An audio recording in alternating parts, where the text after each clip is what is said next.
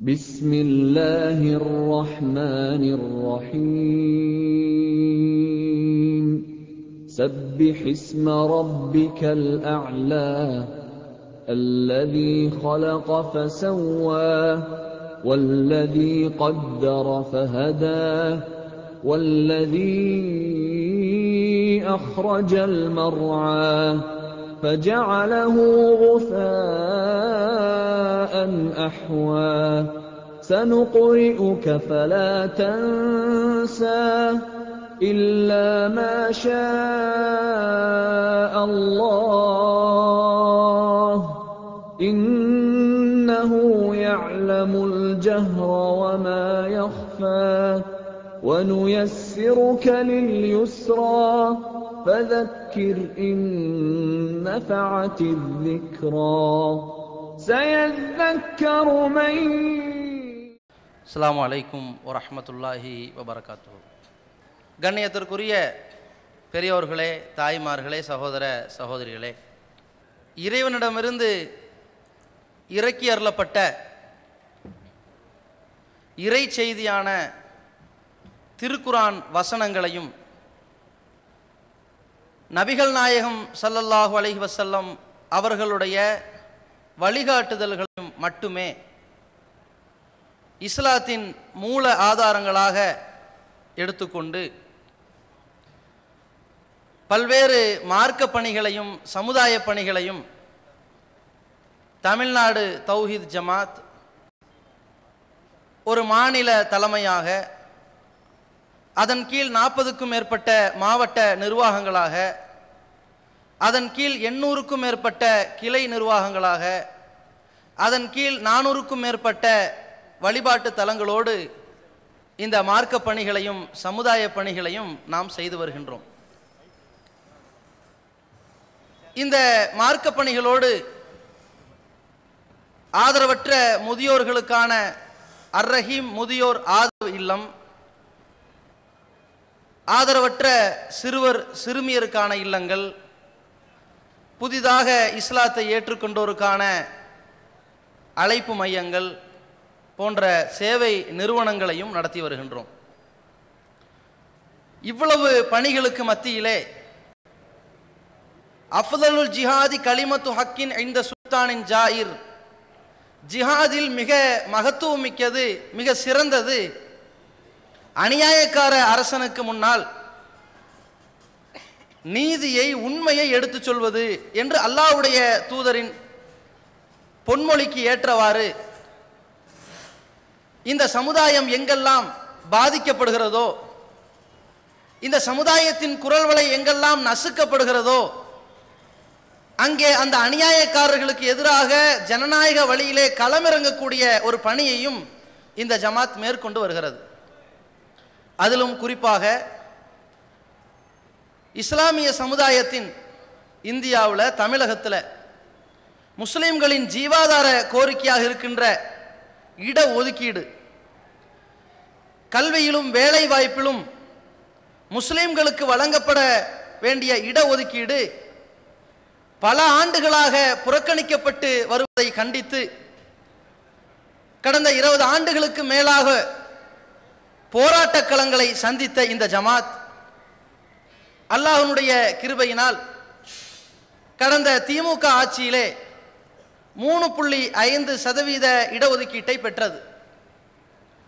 ஆனால் பெற்ற இடஒதுக்கீடு போதாது என்று இதை அதிகப்படுத்தி கேட்டுக்கொண்டிருக்கின்ற கோரிக்கை போராட்டம் ஒரு பக்கம் இருக்கிற பொழுது, அந்த வழங்கப்பட்டிருக்கிற இடஒதுக்கீட்டில் கல்விக்கு சரியாக 3.5% முஸ்லிம்களுக்கு இடஒதுக்கீடு வழங்கப்படுகிறதா, வேலை வாய்ப்பில் வழங்கப்படுகிறதா என்பதை இந்த இடஒதுக்கீட்டுக்காக வேண்டி போராடிய இந்த ஜமாத் ஒவ்வொரு நொடி பொழுதிலும் கண்காணித்தும் வந்து கொண்டிருக்கிறது. அப்படிப்பட்ட வரிசையில்தான் தமிழக அரசாங்கம் நியமிக்க வேண்டிய மருத்துவர் தேர்வாணையத்தில் முஸ்லிம்களுக்கு இழைக்கப்பட்ட ஒரு துரோகத்தை உலகத்திற்கு வெளிச்சத்திற்கு கொண்டு வர வேண்டும், இந்த துரோகம் சரி செய்யப்பட வேண்டும் இந்த துரோகத்தில் ஈடுபட்ட அதிகாரிகள் கடுமையாக நடவடிக்கை எடுக்கப்பட வேண்டும். இனி ஒரு காலத்திலும் இஸ்லாமிய சமுதாயத்தை ஏற்றி பிழைக்கக்கூடிய எண்ணம் தமிழக அரசிற்கு வந்துவிடக் கூடாது என்பதற்காக அதிரடியாக போர்க்கால அடிப்படையில் இந்த ஜமாத் ஒரு முற்றுகை போரை அறிவித்தது. கிளர்ச்சியுடன் எழுச்சியுடன் பல்லாயிரக்கணக்கான முஸ்லிம்களோடு கடந்த வாரம் மருத்துவர் தேர்வாணையத்தை முற்றுகையும் இட்டோம். ஆனால் இந்த சமுதாயத்திற்கு இழைக்கப்பட்ட இந்த பாதிப்பை தட்டி கேட்க வேண்டும் என்று ஒவ்வொரு காலத்திலும் அற போராட்டத்தில் இறங்கிக் கொண்டிருக்கின்ற, எந்த ஒரு சந்தர்ப்பத்திலும் அரசியல்வாதிகளுக்கு விலை போகாத ஒரு அமைப்பாக இருக்கின்ற இந்த ஜமாத் செய்த இந்த போராட்டத்தை ஓரிடத்திலே பார்த்தவர்கள் நாமும் இந்த போராட்டத்தை செய்யலாமே என்று களம் காணக்கூடிய சூழல் ஏற்பட்டு கொண்டிருக்கிற இந்த வேளையில் இன்னொரு பக்கம் முஸ்லிம் சமுதாயத்தை உயர்த்த போகின்றோம், முன்னேற்றப்படுத்த போகின்றோம் என்ற ஒரு கலகத்தை வைத்துக்கொண்டு இந்த சமுதாயத்திற்கு பச்சை துரோகம் செய்தவர்களுக்கு கொடிபிடிக்கக்கூடியவர்களாக, வால் பிடிக்கக்கூடியவர்களாக, எந்த அளவிற்கு என்றால் நமக்கு இழைக்கப்பட்ட இந்த துரோகத்திற்கு நாம் போராட்ட களத்தில் இறங்கி இருக்கின்றோமே, சரி நம்மால் தான் இந்த போராட்டத்தில் இறங்க திராணி இல்லை, தகுதி இல்லை, யோக்கியது இல்லை, தௌஹீத் ஜமாத்தாவது இறங்கி இருக்கிறதே என்று ஒரு ஓரத்தில் கைகட்டி வேடிக்கை பார்த்திருந்தாலாவது பிரச்சனை இல்லை. ஆனால் பல்லாயிரக்கணக்கான சகோதர சகோதரிகள் தங்களுடைய பச்சிலம் குழந்தைகளோடு வேலையை விட்டுவிட்டு, அந்த வீட்டில் இருக்கக்கூடிய எல்லா அலுவலர்களையும் விட்டுவிட்டு, தங்களுடைய குழந்தைகளை வேகாத வெயிலில் கொண்டு வந்து நிப்பாட்டி அந்த போராட்ட களத்தை சந்தித்திருக்கிற பொழுது இந்த போராட்டத்தை கொச்சைப்படுத்தும் முகமாக, இந்த தமிழக அரசாங்கம் செய்திருக்கிற துரோகத்திற்கு ஒத்துழைப்பு கொடுக்கும் முகமாக, அவர்களுக்கு முட்டு கொடுத்து நம் சமுதாயத்தினுடைய கால்களை உடைக்கும் முகமாக சொல்கிறார்கள், இவர்கள் செய்த போலியான போராட்டம், மலிவான விளம்பரத்தை தேடி செய்திருக்கிறார்கள், இவர்கள் ஒரு தருதலை அமைப்பு, இந்த அமைப்பினுடைய தலைவர்களுடைய தாந்தோண்டித்தனமான பேச்சில் ஏமாந்து விட்டார்கள் என்று சொல்லி ஒரு தனிநபர் தாக்குதலையும், ஒரு தனிநபர் மீது உள்ள காழ்ப்புணர்ச்சியின் காரணமாக ஒரு சமுதாயத்தின் போராட்ட வீரியத்தை எல்லாம் சீர்குலைத்து நம்முடைய முகத்திலே கரியை பூசுகின்ற ஒரு பிரச்சாரத்தில் அவர்கள் ஈடுபட்டிருக்கிறார்கள்.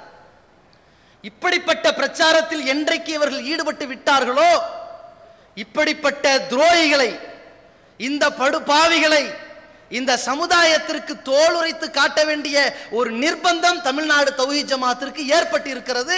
அந்த நிர்பந்தத்தில் இவர்கள் நம்மை தள்ளி இருக்கிறார்கள்.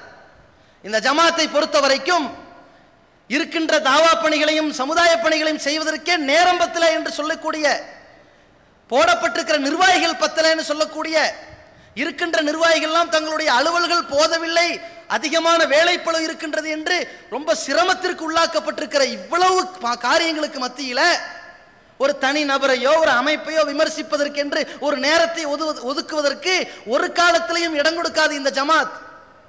என்றைக்காவது இந்த ஜமாத்தை சீண்டி பார்த்தால், யாராவது இந்த ஜமாத்தை அவதூறு சொல்லி இந்த ஜமாத்தினுடைய கொள்கை கோட்பாடுகளை விமர்சனம் செய்ய முற்பட்டு விட்டால் அதற்காக பதிலடி கொடுக்க வேண்டும் என்று இறங்கி அந்த நிர்பந்தத்திற்கு ஆளாகிதான் நாங்கள் பதிலடி கொடுத்து கொண்டு இருக்கின்றோம்.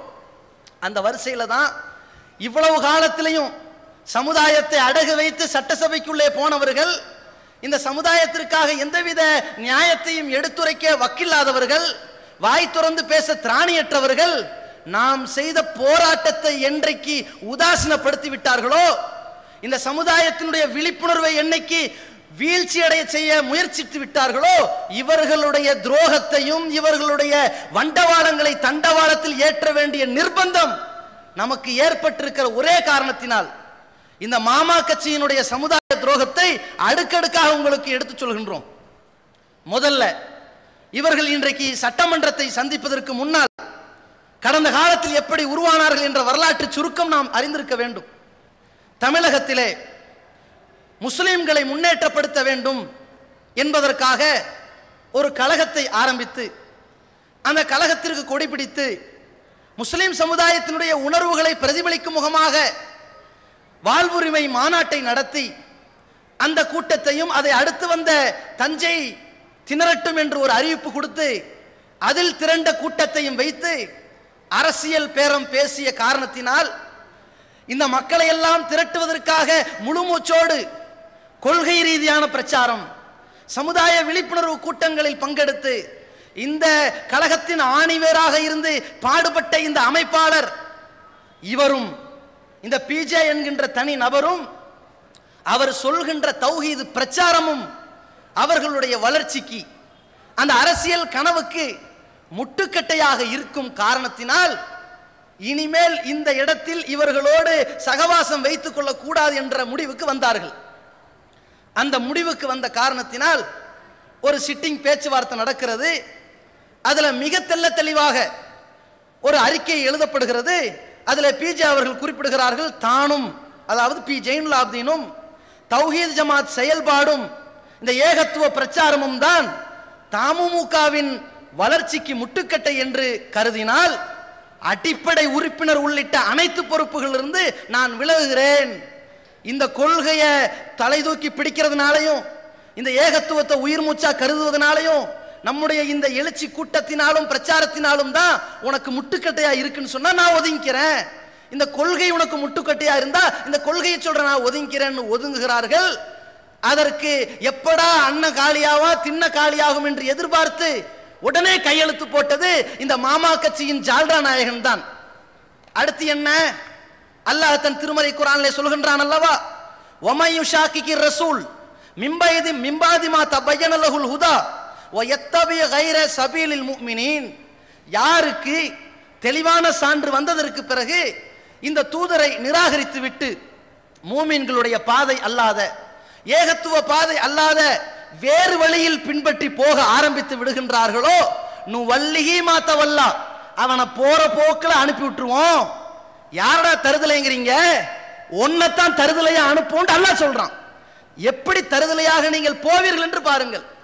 அல்லாஹ்வுடைய தூதரனுடைய பொன்மொழிகள், இந்த ஈமான்தாரிகளுடைய ஏகத்துவ பாதை உங்களுக்கு தடைக்கல்லா. நீங்கள் இப்பொழுது எந்த பாதையை தேர்ந்தெடுக்க போகிறீர்கள்? தன் மனம் போன போக்கில் ஒரு பாதையை தேர்ந்தெடுத்து போவீர்கள். இறைவனுடைய கோபத்திற்கு ஆளாகக்கூடிய பாதையை தேர்ந்தெடுத்து போவீர்கள். நீங்கள் தான் தருதலைகளாக போவீர்கள் என்று அல்லாஹ் ரப்புல் ஆலமீன் சொல்றானே, அது உண்மைப்படுத்தப்பட்ட வரலாற்றையும் நீங்கள் அறிந்து கொள்ள வேண்டும். எப்படியெல்லாம் உண்மையாகுது? இவர்கள் போய் அரசியல்ல இறங்குறாங்க. எதுவரைக்கும் அரசியல் இறங்கல? இந்த சமுதாயத்தை போராட்டத்திற்காக களமிறக்கினார்களே, ஒரு கழகத்தை உண்டாக்கி போராட்ட களத்தில் குதித்தார்களே, ஒரு காலத்திலும் அரசியல் என்ற சாக்கடைக்கு போகவே மாட்டோம் என்று சொன்னார்களே, அப்படி அரசியலுக்கு போன முஸ்லிம் கட்சிகள்லாம் வீரியத்தை இழந்து விட்டது என்று சொன்னார்களே, இவர்கள் என்றைக்கு அரசியலுடைய வாசலை திறந்தார்களோ அன்றைக்கே தருதலைகளாகிவிட்டார்கள். எப்படி? கூத்தாடிகளுக்கு போய் பொன்னாட போத்துறாங்க. ஒவ்வொன்றா அடுக்கடுக்க வேகமா சொல்லிக்கிட்டு வரேன். இவங்க என்ன பண்றாங்கன்னா, எலெக்ஷன்ல ஓட்டு கிடைக்கணும். ஓட்டு கிடைக்கணும்னா யாரையெல்லாம் நம்பி யார் சொன்னா ஓட்டு போடலாமோ அந்த மாதிரியான பிரமுகர்களை சந்திக்கிறாங்க. அது யாரு? கூத்தாடி விஜய். இவன்கிட்ட போய் சந்திச்சு ஒரு சால்வை போத்தணும்னு சொன்னா அதுல ஒரு 100 ஓட்டு கிடைக்கணுமே. இவன் யாரு? சமுதாயத்தின் முன்மாதிரியா? இவன்கிட்ட ஒரு சால்வை போத்தி, விஜய்க்கு சால்வை போத்தி, நடிகர் விஜய்க்கு சால்வை போற்றி ஆதரவு கேட்டார், நீங்களும் ஓட்டு போடுங்க. யாரு? சமுதாய விழிப்புணர்வு சிங்கங்களை பாருங்க. இப்படி அடுத்து என்ன பண்ணாங்க? சாய்பாபா. இந்த சமுதாயத்திற்கு எந்த நன்மையாவது இருந்துச்சா இந்த சாய்பாபானால? இந்த சாய்பாபானால இந்த இந்துக்களும் கிறிஸ்தவர்களும் இன்ன பிற மதத்தவர்கள் கூட நம்பி ஏமாந்தார்கள். 1 நம்பர் கள்ளப்பெருவழி என்று நினைத்தார்கள்.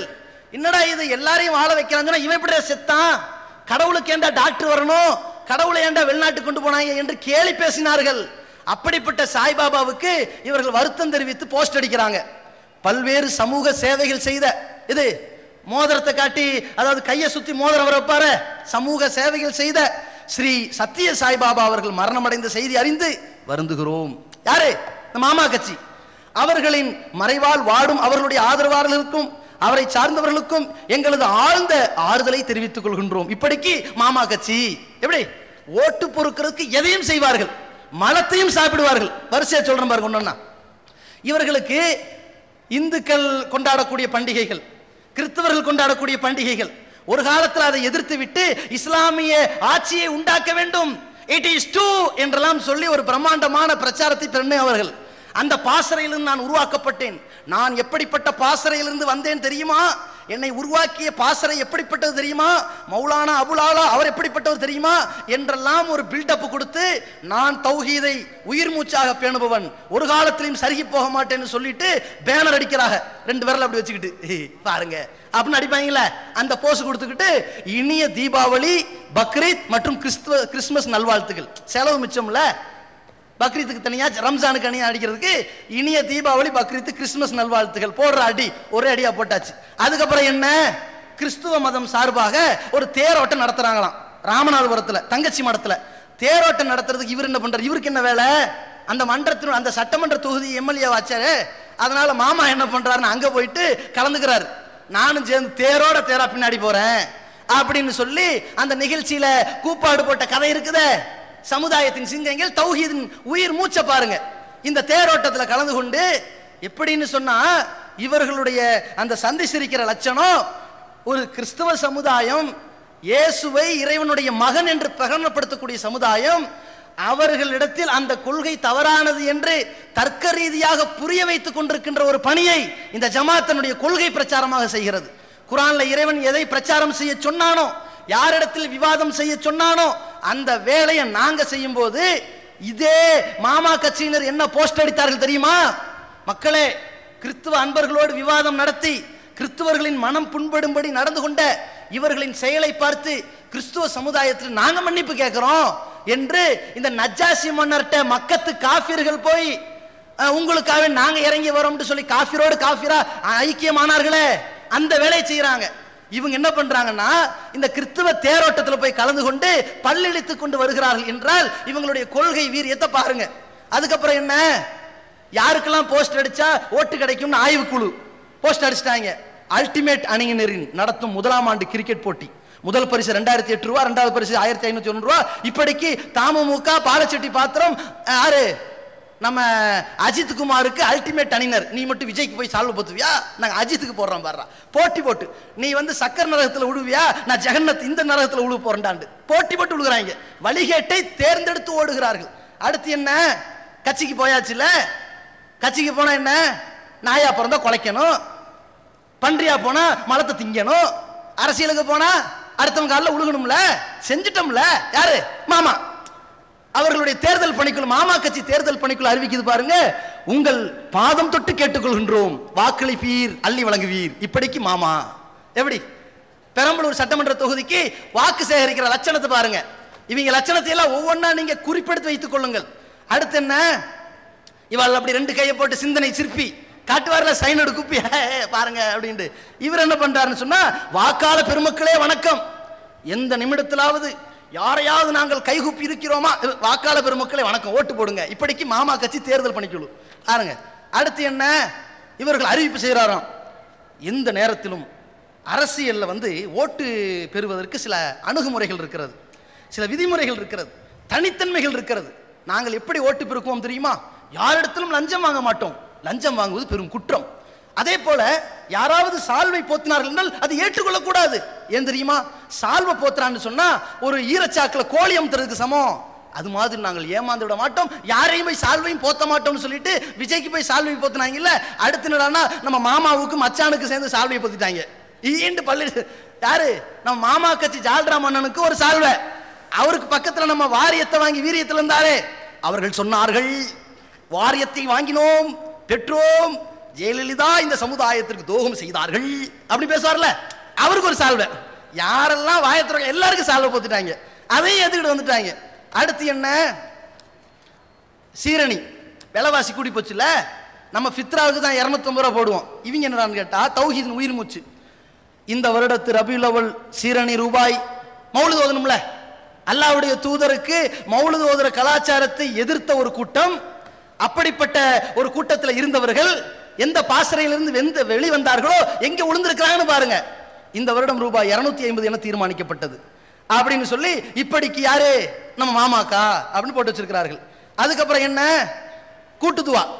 இவர்களுக்கு சிற்கே அட்ஜஸ்ட்மெண்ட், இதுல பிதாயத் என்ன பெருசா, கூட்டுதுவான பெருசா அறிவிக்கிறாங்க. இன்ஷா அல்லாஹ் ஏப்ரல் மாதம் 4, 5 தேதிகளில் மஹமூது மஸ்ஜித் அருகில் நடைபெறவுள்ள பல்லாயிரக்கணக்கான முஸ்லிம்கள் கலந்து கொள்ளும் தப்லீக் இஸ்திமாவில் தாங்கள் பங்கு பெற்று உலமாக்களின் பயானை கேட்பதுடன் பெரியோர்களின் துவாவிலும் ஆசி பெற்றுட்டு போங்கண்டு, பெரியோர்களின் துவாவிலும் பங்கேற்று ஈருலக பயனடைய வேண்டுகிறோம். எப்படி யாரு? நம்ம மாமாக்கா. நம்ம மாமா கட்சிக்கு என்னண்டா கூட்டு துவா. ஒரு காலத்துல அதெல்லாம் கிடையாது. நாங்க அப்படிப்பட்ட ஒரு காலத்தில் நாங்க அங்கீகரிக்க மாட்டோமே, அப்படிப்பட்ட தவறான கொள்கை உள்ளவர்களை நாங்கள் பேச விட மாட்டோமே என்றெல்லாம் பேசியவர்கள் அவர்களோடு வாங்க ஐக்கியமாய் கூட்டு துவா ஓதலான்னு கூப்பிடுகிறார்கள். அதுக்கப்புறம் என்ன, காலம் சென்ற ஜோதி பாசு, இந்த ஜோதி பாசு இருக்கிறார் இல்லையா, மேற்கு வங்க முன்னாள் முதல்வர், அந்த ஜோதி பாசு வந்து இறந்துட்டார். இறந்ததுக்கு அஞ்சலி செலுத்துறாங்களாம். யாரு? இந்த மாமா கட்சியில் உள்ள மச்சாண்டாரு போறாரு. அஞ்சலி எதுக்கு? அவர் உருவப்படத்துக்கு மாலை போட்டிருக்காங்க. உருவப்படத்துக்கு என்ன தெரியும்? வந்திருக்கிறாரு, போன வருட வக்ஃபு வாரிய சேர்மனா இருந்தவர் இப்ப நம்மளை பார்க்க வந்திருக்கிறாரு, திருமாவளம் வந்திருக்காரு, அப்படி தெரியுமா உருவத்துக்கு? இதுக்கு வந்து அதாவது மௌன அஞ்சலி செலுத்த போயிருக்கிறாங்க. இப்படி செய்யலாமா? இறந்து போனவரை சந்திக்க சொல்லி மார்க்கம் சொல்லுது. இறந்தவரை, இறந்த சடலத்தை பார்க்கறது வேற விஷயம், அல்லது அவர் குடும்பத்தாரை பார்க்கறது வேற விஷயம். அந்த சிலைக்கு, அந்த உருவப்படத்திற்கு மாலை போட்டு அதுல போய் மௌன அஞ்சலி என்ன சொல்லுவாங்க தெரியுமா? நான் என்ன காலையில விழுந்தேன், சும்மா வேடிக்கை தானே பார்த்தேன், இப்படின்னு பேசுவார்கள். இந்த மாதிரியான கேடுகட்ட காரியத்தில் ஈடுபட்டு கொண்டு போகிறார்கள். அதுக்கப்புறம் என்ன கூப்பிடுறாங்க? வரவேற்கிறோம், நாரே தக்பீர், தமுமுக ஜிந்தாபாத், அல்லாஹ் அக்பர், மீலாது கந்தூரி விழாவிற்கு வருகை தரும் மண்ணின் மைந்தர்கள் அனைவரையும் வருக வருக என தமுக சார்பில் வரவேற்கிறோம். வாங்கடா சேர்ந்து போலாம், நீ நான் மட்டும் எதுக்கு சொல்ற நரகத்துக்கு போனோம், நீனும் வான் சேர்ந்து போவோம், கந்தூரி நடத்துவோம், அதோட கைமா ஆயிடுவோம், நரக படுகொலைக்கு நான் மட்டுமா போகணும், இந்த மண்ணின் மைந்தர் எல்லாரையும் கூட்டிட்டு போறேன்னு சொல்லி கூப்பாடு போட்டு கொண்டு இருக்கிறார்கள். அது மட்டுமா? மவுலுதுக்கு மட்டுமா நாங்கள் கூப்பிடுவோம்? நாங்கள் ஐயப்ப பக்தர்களுக்கு கூப்பாடு போடுவோம், தெரியுமில்ல? எது எப்படி? பழனி பாத யாத்திரிகளுக்கு குழுவுக்கு ஒளிரும் குச்சிகளை வழங்கும் தமுகவினர். நீ போறீங்க, நைட்ல எல்லாம் போவீங்க, பழனி மலை ஏறி கீழே விழுந்துடக்கூடாது இல்லையா, அந்த பழனியில் இருக்கிற முருகனை வணங்கணும் இல்லையா, அதனால வெளிச்சத்துக்காக வேண்டி. அப்ப இந்த மாதிரியான ஒரு பெரிய தியாகத்தை செய்து கொண்டிருக்கிறார்கள். சமுதாய துரோகத்தை பார்த்துக்குங்க. அதுக்கப்புறம் என்ன, இவாள் ஓட்டு கேட்க தேவைப்படுதுல்ல, இவர் கூட்டாளி போய் விஜய், நடிகர் விஜய் சால்வ பொத்தினாரு. மேப்படியார் என்ன பண்றாரு, நம்ம ஜால்ரா மன்னரு ஒரு சாமியார்ட்ட போய் ஆசி வாங்குறாரு, அருளாசி பெற்றார். நான் என்ன சும்மா நிக்கத்தானே செய்தேன், இப்படி அதைத்தான் தெளிவா பத்திரிகை போட்டானே, அருளாசி வாங்கினாருண்டு. நீ ஏன் மறுக்கல? உண்மை, மௌன சம்மதம், அவ்வளவுதானே. அதுக்கப்புறம் மறுக்கிறது அது இல்லை.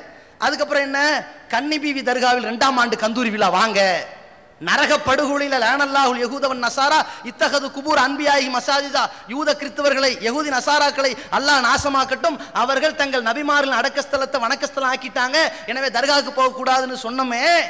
இதே தமுகவிலிருந்து நாம பிரிஞ்சு வந்த நேரத்தில் இவர்கள் தான் சொன்னார்கள், நாகூர் அனிஃபாவை கூட எங்க மேடல் நாங்கள் ஏற்ற மாட்டோம், நாங்கள் அவ்வளவு சிங்கங்கள், எக்காலத்திலும் இந்த தமுகவில் இணை வைக்கக்கூடிய 1-2 பேர் இருக்கலாம், நாங்கள் இணை வைக்க மாட்டோம். அடிச்சது யாரப்ப? தமுக பேர் சொல்லி கந்தூரி விழா கூப்பிட்டது யாரு? இவங்க அமைப்பு தானே. இணை வைப்பின் சாயலுக்கு எல்லாரையும் அழைத்து ஒரு மிகப்பெரிய சேவையை செய்திருக்கிறார்கள். அடுத்து என்ன பண்ணாங்க? பாபர் மசூதி. இந்த பாபர் மசூதி போராட்டத்தினுடைய அந்த உச்சகட்டத்தின் பின்னணியாகத்தான் இந்த கலகமே உண்டானது என்று சொல்லலாம். அப்படிப்பட்ட இந்த பாபர் மசூதி சம்பந்தமாக அலகாபாத் நீதிமன்றம் அயோக்கியத்தனமான ஒரு தீர்ப்பை வழங்குகிறார்கள். 3 நீதிபதிகளையும் வைத்துக் கொண்டு கட்ட பஞ்சாயத்து தீர்ப்பு வழங்கினார்கள். அந்த தீர்ப்பு வந்த மறு நிமிடமே இந்த சமுதாயத்தினுடைய நாடி துடிப்பு என்னவாக இருக்கும், எவ்வளவு கொந்தளிப்பில் இருக்கிறார்கள் என்று அதை பிரதிபலிக்கும் முகமாக இந்த 3 பேரும் இஸ்லாமியர்களுக்கு துரோகத்தை இழைத்திருக்கிறார்கள். இது நாட்டினுடைய அந்த மதசார்பின்மையை சீர்குலைத்து சட்டத்தின்படியும் ஆவணத்தின்படியும் தீர்ப்பளிக்காமல், அனுபவ பாத்தியத்தின் அடிப்படையில் தீர்ப்பளிக்காமல், நம்பிக்கையின் அடிப்படையிலையும் இவர்களுடைய மதவாதத்தை தூண்டும் அடிப்படையிலும் தீர்ப்பு வழங்கிய கட்ட பஞ்சாயத்து தீர்ப்பை நாங்கள் வன்மையா கண்டிக்கின்றோம் என்று ஒரு ஆண்மைத்தனமான தீர்ப்பை இந்த தமிழ்நாடு தௌஹீத் ஜமாத் வெளியிட்டது. ஆனால் இந்த சமுதாயத்தின் மானம் காக்க புறப்பட்டவர்களுடைய அறிக்கை என்ன தெரியுமா? அம்மாவை புறக்கணிக்க கூடாது இல்லையா? என்ன அறிக்கை? 1949க்கு பிறகு முஸ்லிம்கள் பாபர் மசூதி இடத்திற்கு அருகே நெருங்கவே முடியாது என்ற நிலை இருந்தது.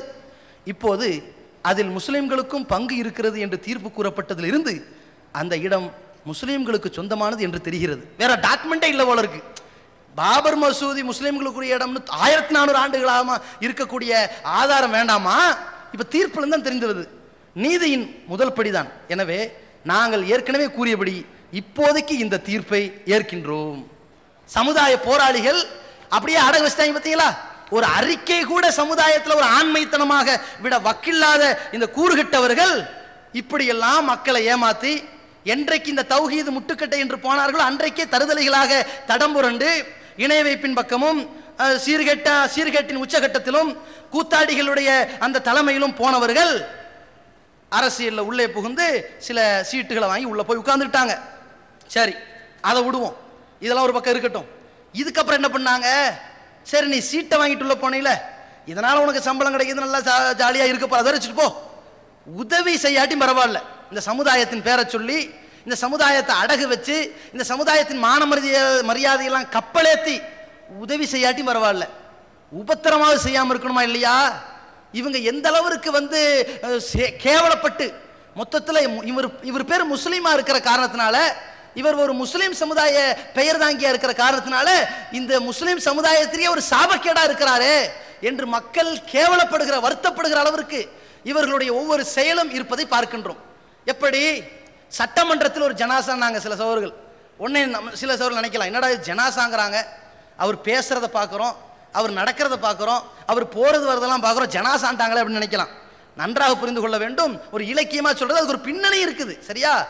ஜனாசான்னு சொல்றதா இருந்தா இப்ப இவரை பார்த்து எரும மாடு அப்படிங்கிறன்னு வைங்களேன், எரும மாடுன்னு சொல்லிட்டீங்களே, ரெண்டு கொம்ப காணமே கேட்க கூடாது.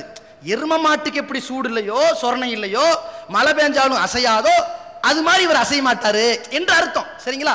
அது மாதிரி ஜனாசாக்கு எப்படி எந்த உணர்ச்சிகளும் உணர்வும் இருக்காதோ அது மாதிரி இவருக்கு இருக்காதுன்னு அர்த்தம். அதுக்கு தான் சொல்லப்பட்டு, சரிங்களா? அப்ப அடுத்த விஷயத்துக்கு வரேன். முதல்ல இவரு இந்த சமுதாயத்திற்காக வேண்டி, இந்த சமுதாயத்தின் இடஒதுக்கீடை உயர்த்துவதற்காக வேண்டி, நான் எனக்கு ஒரு சீட்டு தாங்க, நான் இந்த சட்டசபையில போய் தட்டி எறிஞ்சிடறேன் அப்படின்ட்டு போனார்ல, என்னெல்லாம் பண்ணாருன்னு பாருங்க. இவர் தானே புயல் வருதுங்க. இந்த புயல் சீற்றத்தினால் தமிழகத்தில் கடற்கரையோர மாவட்டங்கள் கடுமையாக பாதிப்புக்கு உள்ளாகுது. உடனடியாக தமிழ்நாடு தௌஹீத் ஜமாத் போர்க்கால அடிப்படையில் அந்தந்த பகுதியில் உள்ள மாவட்ட கிளை நிர்வாகிகள்கிட்ட சொல்லி ஜாதி மத வேறுபாடு இல்லாமல் களத்தில் இறங்கி உதவிகளை செய்கிறோம். அதுக்கப்புறம் இங்கிருந்து பொருளாதாரத்தை மக்கள்கிட்ட திரட்டி பல லட்சக்கணக்கான ரூபாயை தொகுத்து கொண்டு போய் ஒரு குடும்பத்துக்கு தலா 2000 ரூபான்னு ரொக்கமாக பணத்தை கொடுக்குறோம்.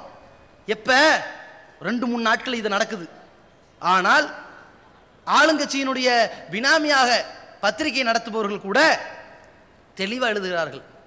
தினமலரில் எழுதுறாங்க, 5 நாட்கள் ஆகியும் கடலூர், பாண்டிச்சேரி போன்ற மாநிலங்களில் இந்த கடலூர், விழுப்புரம் மாவட்டங்களில் எல்லாம் எந்த விதமான நிவாரண உதவி கிடைக்கல.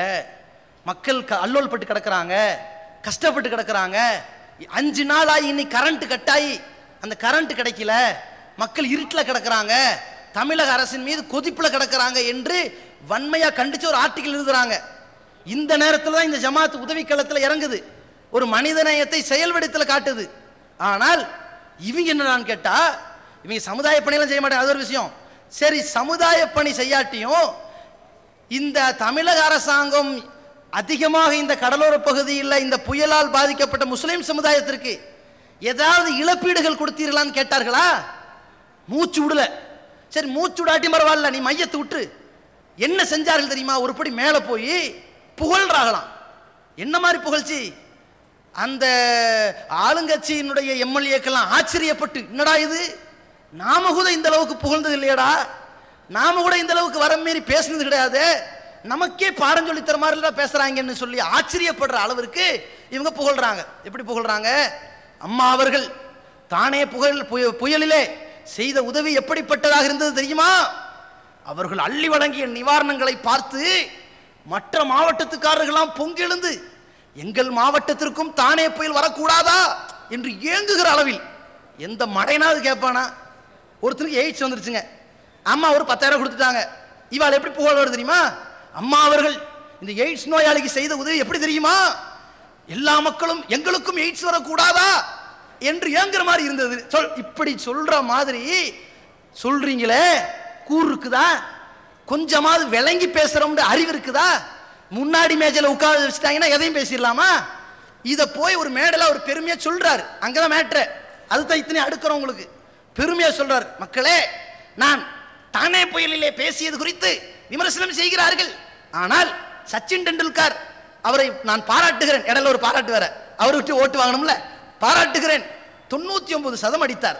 100வது சதம் அடிக்கவில்லை என்று மக்கள்லாம் ஏங்கினார்கள். 100வது சதம் அடித்து விட்டார். 99 சதம் எவ்வளவு கஷ்டப்பட்டு அடிச்சாரு. 100வது சதம் அடிக்கலையேன்னு ஏங்கினார்களாம். எப்பா அவர் 99 சதம் அடிச்சது கவனிச்சிங்களா? நான் எவ்வளவு கஷ்டப்பட்டிருப்பேன்னு சச்சின் சொன்னார். அதுபோலத்தான் நான் சட்டசபையில் எவ்வளவு பேசி இருப்பேன், எத்தனையோ குரல் கொடுத்திருப்பேன். அதையெல்லாம் விட்டு விட்டு டங் ஸ்லிப்ல வந்த ஒரு வார்த்தையை வைத்துக் கொண்டு பேசலாமா? டங் ஸ்லிப்பா? இது ஸ்லிப் ஆஃப் டங்கா? நீங்க slip of tanka slip of மைண்டா? நீங்க டங் ஸ்லிப்பா பேசுனீங்கன்னா மைண்ட் ஸ்லிப் ஆகி பேசுனீங்களா? பாத்துருவோமா நீங்க எவ்வளவு ஸ்லிப் ஆனீங்கன்னு. எந்த அளவுக்குன்னு கேட்டா எவ்வளவு ஸ்லிப் ஆயிருச்சுன்னு பாருங்க. இவங்க பூரண மதுவிலக்கு கேட்டு ஆர்ப்பாட்டம் நடத்துறாங்க. மாமா கட்சி தமிழகத்தில் இந்த மதுவினால் பல்வேறு குடும்பங்கள் நாசமாயிடுச்சு, அது அழிஞ்சு போய்கிட்டு இருக்கிறாங்க, இளைஞர் சமுதாயம்லாம் சீரழிஞ்சு போச்சு, எனவே இந்த பூரண மதுவிலக்கை தமிழக அரசாங்கம் சட்டமாக்கணும் என்று சொல்லி ஆர்ப்பாட்டம் நடத்திட்டாங்க. ஆர்ப்பாட்டம் நடத்தி முடிச்ச பிறகு சட்டசபையில் பேச்சு வருது. அப்ப முதலமைச்சர் பேசுறாங்க. எப்படி சொல்றாங்க? மதுவிலக்கை பொறுத்த வரைக்கும் அதை இப்போதைக்கு நாம நிறுத்த முடியாது. ஏனென்று சொன்னால் இந்த நாட்டில் தமிழகத்தில் அதிகமான பொருளாதார முன்னேற்றமே இந்த மதுவினால் தான் நமக்கு கிடைக்கிறது. எனவே நம்மால் மதுவை ஒரு காலத்திலும் தடை செய்ய முடியாது என்று சொல்லி யாரு? முதலமைச்சர் திட்டவட்டமா சொல்லிட்டாங்க. சொன்னதோடு பத்தலைங்க, கூடுதலா சொல்றாங்க, எவனெல்லாம் பூரண மதுவிலக்கு கேட்கிறானோ இவங்கள அவங்க தான் 1ஆம் நம்பர் கள்ளச்சாராயம் காய்ச்சுவாங்க அப்படின்னு அடிச்சிட்டாங்க. இவர் என்னடா நாம கள்ளச்சாராயம் காய்ச்சுவோமா? இல்லை, இட் இஸ் நோ அப்படி எந்திரிச்சிருக்கும்ல. எந்திரிக்கல, உளுந்ததோட சரி எந்திரிக்கல. மையத்தா போனவர் என்னடா இது உளுந்துட்டாரே, என்ன சொல்றாங்க அவங்க? நீங்க மதுவிலக்குக்காக வேண்டி ரோட ஆர்ப்பாட்டம் பண்றீங்க, உள்ள நடான மண்ணு மூட்டை மாதிரி உட்கார்ந்து இருக்கிறீங்க, ஊரெல்லாம் ஆர்ப்பாட்டம் பண்ற நீங்க உள்ள ஒரு வார்த்தை எந்திரிச்சு தடை செய்யுங்க, 1008 பொருளாதாரம் வரட்டும், தடை செய்யறதாங்க முக்கியம், சமுதாயத்தினுடைய அந்த உயிர் தான் முக்கியம் என்று பேசினீர்களா? பேசல. பேசாட்டி பரவாயில்லைங்க, உங்களே திட்டினார்களே, ரோட்ல நின்று போராட்டம் பண்ண உங்களை, மதுவிலக்கு கேட்ட உங்களை பார்த்து சொன்னாங்க, எவனெல்லாம் பூரண மதுவிலக்கு கேட்கிறான் அவன் தான் 1ஆம் நம்பர் கள்ளச்சாராயம் காய்ச்சற பேர்வழின்னு சர்டிபிகேட் கொடுத்தாங்களே. இவங்க நிலைமை என்ன? சாய்மான நாற்காலியில் சாய்ந்து வைக்கப்பட்டிருக்கும் கட்டையாக தப்பித்தவரை வெளிநடப்பு செய்து விட்டால் அம்மாவின் கோபத்திற்கு ஆளாகி விடுவோமே என்று சத்தியம் செய்து கொண்டு நாற்காலியில் அட்டையாக ஒட்டி கொண்டு இருந்தார் நம்ம மாமா ஜால்ராமண்ணன். இஸ்லாமிய ஆட்சி என்று வாய்கிலேயே பேசிய வாத்தியார் தான் இவர். இப்போது பேசியதெல்லாம் புரட்சி. எது? அப்போது பேசியதெல்லாம் புரட்சி, இப்போது பேசுவதெல்லாம் புரட்சி தலைவியின் புகழ்ச்சி. இதில் இன்னொரு கொடுமை என்னவென்றால், இந்த விவாதத்தின் போது குறுக்கிட்டு பேசிய முதலமைச்சர் மதுவிலக்கு வேண்டும் என்று வாய்கிலேயே பேசுபவர்கள் தான் கள்ளச்சாராயம் காய்ச்சுபவர்கள் என்று கூறினார். கடந்த ஆட்சியில் மதுக்கடைகளை மூட வேண்டும் என்று முற்றுகை போர் நடத்தினார்கள் இந்த மாமா தலைவர். ஆனால் அவரது நெஞ்சம் நிறைந்த சகோதரி மதுவிலக்கு கேட்பவர்கள் கள்ளச்சாராயம் காய்ச்சுபவர்கள் என்று சர்டிபிகேட் கொடுக்கிறார். அதுவும் இவர் சதாவும் அம்மாவை புகழ்பாடி கொண்டிருக்கும் சட்டசபையிலே இதை அறிவிக்கிறார். அதை கேட்டுக்கொண்டும் இந்த ஜனாசா அசையாமல் இருந்து கொண்டிருந்தது அல்லவா? அதனால தான் சொன்ன சட்டமன்றத்தில் ஒரு ஜனாசாண்டு. அதுக்கப்புறம் என்ன? மற்ற கட்சிக்காரங்கள் கூட தன் சமுதாயத்திற்கு ஒரு துரோகம் இழைக்கப்பட்ட வெளிநடப்பு செஞ்சுட்டு போயிடுறாங்க. ஆனால் இவரோ ஆளுங்கட்சியின் அடிமை சின்னமாக அடங்கி கிடக்கின்றார். அல்லாவுக்காக, அவன் மார்க்கத்திற்காக, சமுதாயத்திற்காக இந்த மதுவிலக்கு விவாதத்தின் போது மனமு வெறுத்தாது வெளியே போயிருக்க வேண்டும். ஆனால் இவர் என்ன செய்தார்? சமுதாய மானத்தை அடகு வைத்துவிட்டு மௌனம் காக்கவே புறப்பட்டிருக்கின்றார். மரணமாகி ஜனாசாகவே கிடக்கின்றார். இவர் சட்டசபையில் ஜெயலலிதா புகழ் பாடுவதும் முந்தைய அரசை வசைப்பாடுவதுமாக இருந்து கைத்தட்டல் பெறுவதிலேயே குறியாக இருந்தார் என்று நாளிதழ்கள் குறிப்பிட்ட அளவுக்கு இவருடைய லட்சணங்கள் இருந்திருக்கிறது. அதுக்கப்புறம் என்ன? இவருடைய புகழாரம் ஸ்லிப்ல பேசின, டங் ஸ்லிப்ல பேசினார்ல, எந்த அளவுக்கு டங் ஸ்லிப்ல வளர்ந்திருக்கார் பாருங்க. 100 நாள் ஆகுது சட்டமன்றத்தில், 100 நாள் ஆயிடுச்சு. 100 நாள் ஆன உடனே இந்த 100 நாள் சாதனையை விளக்கணுமாமா. என்ன சாதனை நடந்திருக்குது விளக்கிறார். அம்மா அவர்கள் எப்படிப்பட்ட சாதனை செய்திருக்கிறார்கள் தெரியுமா? அவர்கள் முதல் ஆட்டக்காரராக கிரிக்கெட்டில் இறங்கினார். அவர் அடித்த 100 பந்துமே சிக்ஸர், ஒரு பந்து கூட விடல. இந்த அம்மா என்னடான்னா நம்மளை ஆல் அவுட் ஆக்கி கிளீன் போல்ட் ஆக்கிருச்சு. இவர் என்னடான்னா சிக்ஸர், ஒரு பால் கூட விட்டுறல. இந்த 100 நாள் அவர் சாதனை. 100 நாள் அவங்க சாதனை என்ன தெரியுமா? இவர் டங் ஸ்லிப்ல பேசல, சமுதாயத்தை அடகு வச்சுட்டு பேசுறாரு. என்ன சாதனைனா, திருச்சியில மற்றும் சில ஊர்களில் போய் எனக்கு நீங்க ஓட்டு போட்டீங்கன்னு சொன்னா முஸ்லிம் சமுதாயத்திற்கு இடஒதுக்கீடு அள்ளி தருவேன் என்று வாக்குறுதி கொடுத்தவர்கள் வாய் வாக்குறுதியா தேர்தல் அறிக்கையில் குறிப்பிடல. எழுத்தா கொடுத்தா நம்ம கிளைம் பண்ணுவோம்ல, அதுல கொடுக்கல, வாய் வாக்குறுதியா கொடுத்தார்கள். அதை நம்பித்தான் இவர்கள் ஓட்டு பொறுக்கினார்கள், மக்களை ஓட்டு போட சொன்னார்கள். அப்ப இந்த வாய் வாக்குறுதியாக கொடுத்து விட்டு நேர சட்டமன்றத்தில் போய் என்ன சொன்னாங்க, எதை தேர்தல் அறிக்கையில எழுத்தா தந்திருக்கிறோமோ அதைத்தான் நிறைவேற்றுவோம்னு சொன்னார்கள். வாய் வாக்குறுதி அல்வாதான். இதான் 100 பால் அடிச்சது. இந்த 100 பாலை சிக்ஸர் அடிச்சாங்கன்னு சொல்றாரு இந்த புகழாரம், இந்த ஜால்ரா மன்னன் புகழ்றாரு. அவருடைய புகழ்ச்சியில இதுதான் இந்த சமுதாயத்திற்கு வச்ச முதல் கிளீன் போல்ட் இதுதான். இடஒதுக்கீடா பேசுறிய, எவன் அதை இப்படி தருவான்? சும்மா சொன்னதெல்லாம் செய்ய முடியாது, எழுதுனா கேள்விகள் எழுதணுமா? இல்ல வாய முடிட்டு அடிச்சிட்டாங்கல்ல ஒரு அடி, நமக்கு போட்டாங்களா ஆல் அவுட்டு. அடுத்து என்ன, கலவர தடுப்பு மசோதா. மத்திய அரசாங்கம் ஆய்வு பண்றாங்க, இந்த நாட்டில் அதிகமான மாநிலங்களில் கலவரம் வெடிக்குது, அதுல முஸ்லிம்கள் அதிகமாக பாதிக்கப்படுகிறார்கள், அவர்களே பொய் வழக்கு போடப்பட்டு உள்ளே தள்ளப்படுகிறார்கள். இதை தடுப்பதற்கு என்ன வழி? என்ன வழின்னா, அந்த மாநிலத்தில் உள்ள அரசாங்கம் இந்த சிறுபான்மை மக்களுக்கு உதவி செய்யறது இல்ல, ஒத்துழைக்கிறது இல்ல, போர்க்கால அடிப்படையில் போய் அவர்களுக்கு நிவாரணம் தரதில்ல. எனவே இந்த போர்க்கால அடிப்படையில் நிவாரணம் தரக்கூடிய வேலையை கலவர தடுப்பு மசோதாக அமைத்து இந்த மத்திய அரசாங்கமே ராணுவத்தை அமைத்து எந்தெந்த மாநிலத்தில் கலவரம் வெடிக்குதோ 48 மணி நேரத்துக்குள்ள கலவரம் அடங்கலைன்னா மாநில ராணுவம் அனுப்பும். சிறுபான்மை பெரும்பான்மை மக்களால் தேர்ந்தெடுக்கப்பட்ட ஒரு குழுவை வைத்துக் கொண்டு அதில் பாதிக்கப்பட்ட மக்களுக்கு குரல் கொடுக்கும், அதில் சேதப்படுத்தப்பட்ட மக்களுக்கு உதவி செய்யும், நிவாரணம் வழங்கும். இப்படிப்பட்ட கலவர தடுப்பு மசோதாவை மத்திய அரசாங்கம் அறிவிக்குது அப்படின்னு சொல்றாங்க.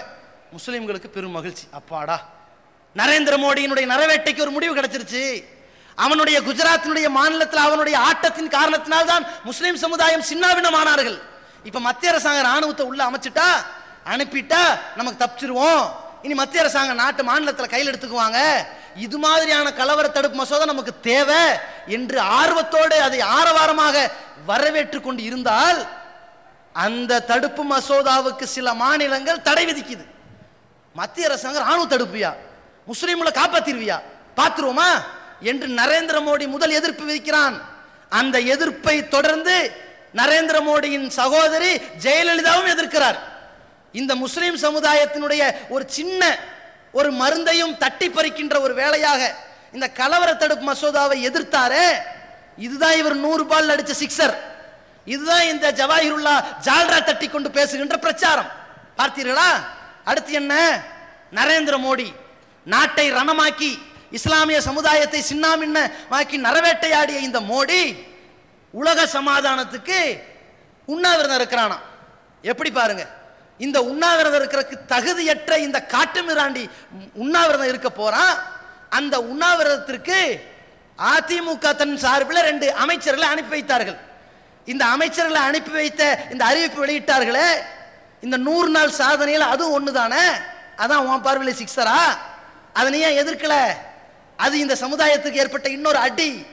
இந்த அம்மா கொஞ்ச நஞ்சமாக முஸ்லிம்களுக்கு உதவுவாங்கன்னு பார்த்தா எந்த நாய் போய் உண்ணாவிரதம் நடத்துறானோ அவனோட கூப்பாடு போட 2 பேர் அனுப்பியிருக்காங்களே, இந்த அம்மா ரொம்ப டேஞ்சரா இருக்குதே என்று மக்கள் கொந்தளிப்புல இருந்தா 100 பால் சிக்ஸர் அடித்து விட்டார்கள். டீ பிரேக் கூட இல்லையா அம்மா அவர்களுக்கு, ஒரு டீ பிரேக் கூட இல்லை, எடுத்துல பேட்ல பட்டு பட்டு பட்டு அடிச்சாங்களாம். எந்த மாதிரி ஜால்ரா பாருங்க. அதுக்கப்புறம் என்ன நடந்துச்சு சொல்றாரு, இந்த 100 நாள்ல மக்கள், தமிழக மக்கள் இப்பொழுதுதான் நிம்மதி பெருமூச்சு விடுகிறார்கள். யாரு நிம்மதி பெருமூச்சு விடுறோமா? இடஒதுக்கீடுக்கு ஆப்பு வச்சுட்டாங்க, கலவர தடுப்பு மசோதாவுக்கு ஆள் அனுப்பிட்டாங்க, தடை போட்டாங்க, நரவேட்டையாடின மோடிக்கு ஆள் அனுப்பிட்டாங்க. இதுல என்ன நமக்கு நிம்மதி பெருமூச்சு? உனக்கு வாய் வாக்குறுதி எல்லாம் நிறைவேற்ற முடியாது, தேர்தல் அறிக்கையில சொன்னதுதான் சொல்லுவோம்ட்டாங்க. இதுல 10வதுக்கு கடந்த ஆட்சியை விட மின்வெட்டை இழுத்து பிடிச்சிட்டாங்க, தொடர் மின்வெட்டு. இதுல என்ன நிம்மதி பெருமூச்சுல இருந்தா? இந்த மின்வெட்டை பயன்படுத்தி கொண்டே திருட்டு கொலை கொள்ள நிறைய நடந்துச்சு. இதுல என்ன நிம்மதி பெருமூச்சு? ஊர் மக்கள்லாம் கொந்தளிச்சிருக்கிற நேரம் பார்த்து இவன் நிம்மதி பெருமூச்சுங்கிறான்டா. இவன் யாரு? இது சமுதாயத்தினுடைய குரல் கொடுக்க போனவரா அல்லது ஆளுங்கட்சியினுடைய மணி அடிக்க போனவரா? யோசிச்சு பாருங்க. அதுக்கப்புறம் இழப்பீடு, இந்த சமுதாயத்திற்கு உயிர் இழப்பீடு தரக்கூடிய இந்த கலவர தடுப்பு மசோதாவை தடுத்திருக்கின்ற இந்த ஜெயலலிதா அவர்களை கண்டிக்க வக்கில்லாம துப்பில்லாம திராணி இல்லாம புகழ்றதுக்கு பாருங்க நேரம் கிடைக்கல. எந்திரிக்கிறார், ஐயா எனக்கு புகழ், எனக்கு டைம் கொடுங்க, அவங்கள போதும்பா போதும், ஷோ இவன் வாங்குற காசை விட அதிகமாக கூவாண்டா, எவ்வளவு கொடுத்தாலும் பரவாயில்ல. அதாவது ஓவர் ஆக்ட் இல்ல, வாங்குற காசை விட அதிகமா விசுவாசமா வேலை பார்க்கறான். அதனால அவங்க என்ன பண்ணிட்டாங்க, போதும் நிப்பாட்டு நிப்பாட்டு, ஒரு நிமிடம் தாருங்கள், அங்க ஒரு நிமிடம் தாருங்கள், எதுக்கு பாத்ரூம் போறக்கா, ஒரு நிமிடம் தாருங்கள் அப்படின்ட்டு. அம்மா அவர்கள் எப்படிப்பட்டவர்கள் தெரியுமா? மனிதர்களுக்கு மட்டுமல்ல, விலங்குகளுக்கு மட்டுமல்ல, பறவைகளுக்கு கூட இழப்பீடு தருவார்கள். டக டக டகன்னு அடிச்சிட்டாங்க. மேசையை தட்டும் ஒளி. இந்த சமுதாயத்தினுடைய அனைத்து கோரிக்கைகளையும் சட்டசபையில் தட்டி பேச போகிறேன். அது அவர் இல்ல தட்டுறது, இவர் புகழ புகழ மற்ற அமைச்சர்கள் தட்டுவாங்க. அதாவது மேசையை தட்டும் ஒளி, அதுல குறிப்பு சேர்த்த. இவர் சட்டசபையில் என்னெல்லாம் ஜால்ரா போட்டாருங்கிற மொத்த தொகுப்பு இருக்குது, வார்த்தை பெசகாம அச்சடிச்சு இருக்குது. சரிங்களா? அவள் மேசையை தட்டும் ஒளி வருது. சொல்லிட்டாங்களா, ஏண்டா இந்த பறவைகளுக்கு இழப்பீடு கொடுத்தா செத்து போன பறவைக்கு யார் இழப்பீடு வாங்குவா? முஸ்லிம் சமுதாயத்திற்குள்ள பாதிக்கப்பட்டவனுக்கு இழப்பீடு கொடுத்தியான்னு கேள்வி கேட்க வேண்டிய இடத்துல உன்னை சமுதாய 4 பேர் நம்பி அனுப்பியிருக்கிறான். அந்த 4 பேருக்காவது நியாயமா நடந்தியா? இல்ல, அதுல ஒரு துரோகம். அதுக்கப்புறம் என்ன, ராமேஸ்வரத்துக்கு ராமநாதபுரத்துக்கு இவரை தொகுதி எம்எல்ஏ போட்டாங்க. மேப்படையார் என்ன பண்றாரு, ராமநாதபுரம் மக்களுக்கு என்ன செஞ்சாரு, அங்க இருக்கிற நம்ம சமுதாய மக்களுக்கு என்ன முன்னேற்றத்துக்கு வழிவகுத்தாரு? ஒரு இளவும் இல்லை. ஆரம்பத்தில் தேர்தல் அறிக்கையிலே சொல்லும் பொழுது இந்த ராமேஸ்வரத்தை புனித பூமியாக நான் மாற்றுவேன் அப்படின்னு என்ன அர்த்தம்? அந்த ராமேஸ்வரத்தை சுத்தி பள்ளிவாசலாம் இருக்கக்கூடாது, இருந்தது இடிச்சுக்கிட்டு போ. ஏன்? அது புனித பூமி ஆக்கிடுவோம், அது இந்து சமுதாய மக்களுக்கு மட்டும் உள்ள இடமா நான் மாத்துவேன். அறிவிப்பாளர் யாரு? நம்ம மாமா. இந்த ஜால்ராமன் அறிக்கையிலே ஆரம்பிச்சுட்டாரு ஜால்ராவை. நான் இருக்கிறேன் கொஞ்சம் பார்த்துக்குங்க ஆரம்பிச்சுட்டாரு. எந்த அளவுக்குன்னா இப்ப சொல்றாரு, அங்க போய் கேட்கிறாங்க, ராமேஸ்வரத்தில் வெளிமாநில யாத்ரீகர்கள் எல்லாம் வருகிறார்கள், அதனால் ரோடு ரொம்ப குறுகலா இருக்குது, தங்களுடைய உதவியால் அதை விசாலப்படுத்தி கொடுங்கள். சமுதாயத்தினுடைய இந்த சமுதாயம் நம்ம சமுதாயமா? நம்ம சமுதாயமெல்லாம் இல்லை. நம்ம சமுதாயத்தின் கோரிக்கையை எல்லாம் மூட்டை தூக்கி வச்சுக்கிட்டு எந்த சமுதாயத்துக்கு போய் கேட்கிறான்னு பாருங்க. அதுக்கப்புறம் என்ன, மங்கையரின் மனம் கவரும் தரமான தங்க நகைகளை விதவிதமான டிசைன்களில் அழகழகாய் வாங்கி மகிழ்ந்திட நாட வேண்டிய ஒரே இடம் T Nagar LKS gold house. Beauty, variety, quality. T Nagar LKS gold house, T Nagar மற்றும் அண்ணா நகர், கச்சத்தீவு. இதுல இந்த சமுதாயத்துடைய கொள்கை கோட்பாடுகள்லாம் குழி தோண்டி புதைக்கிற வேலையை இந்த மாமா செய்யறார்.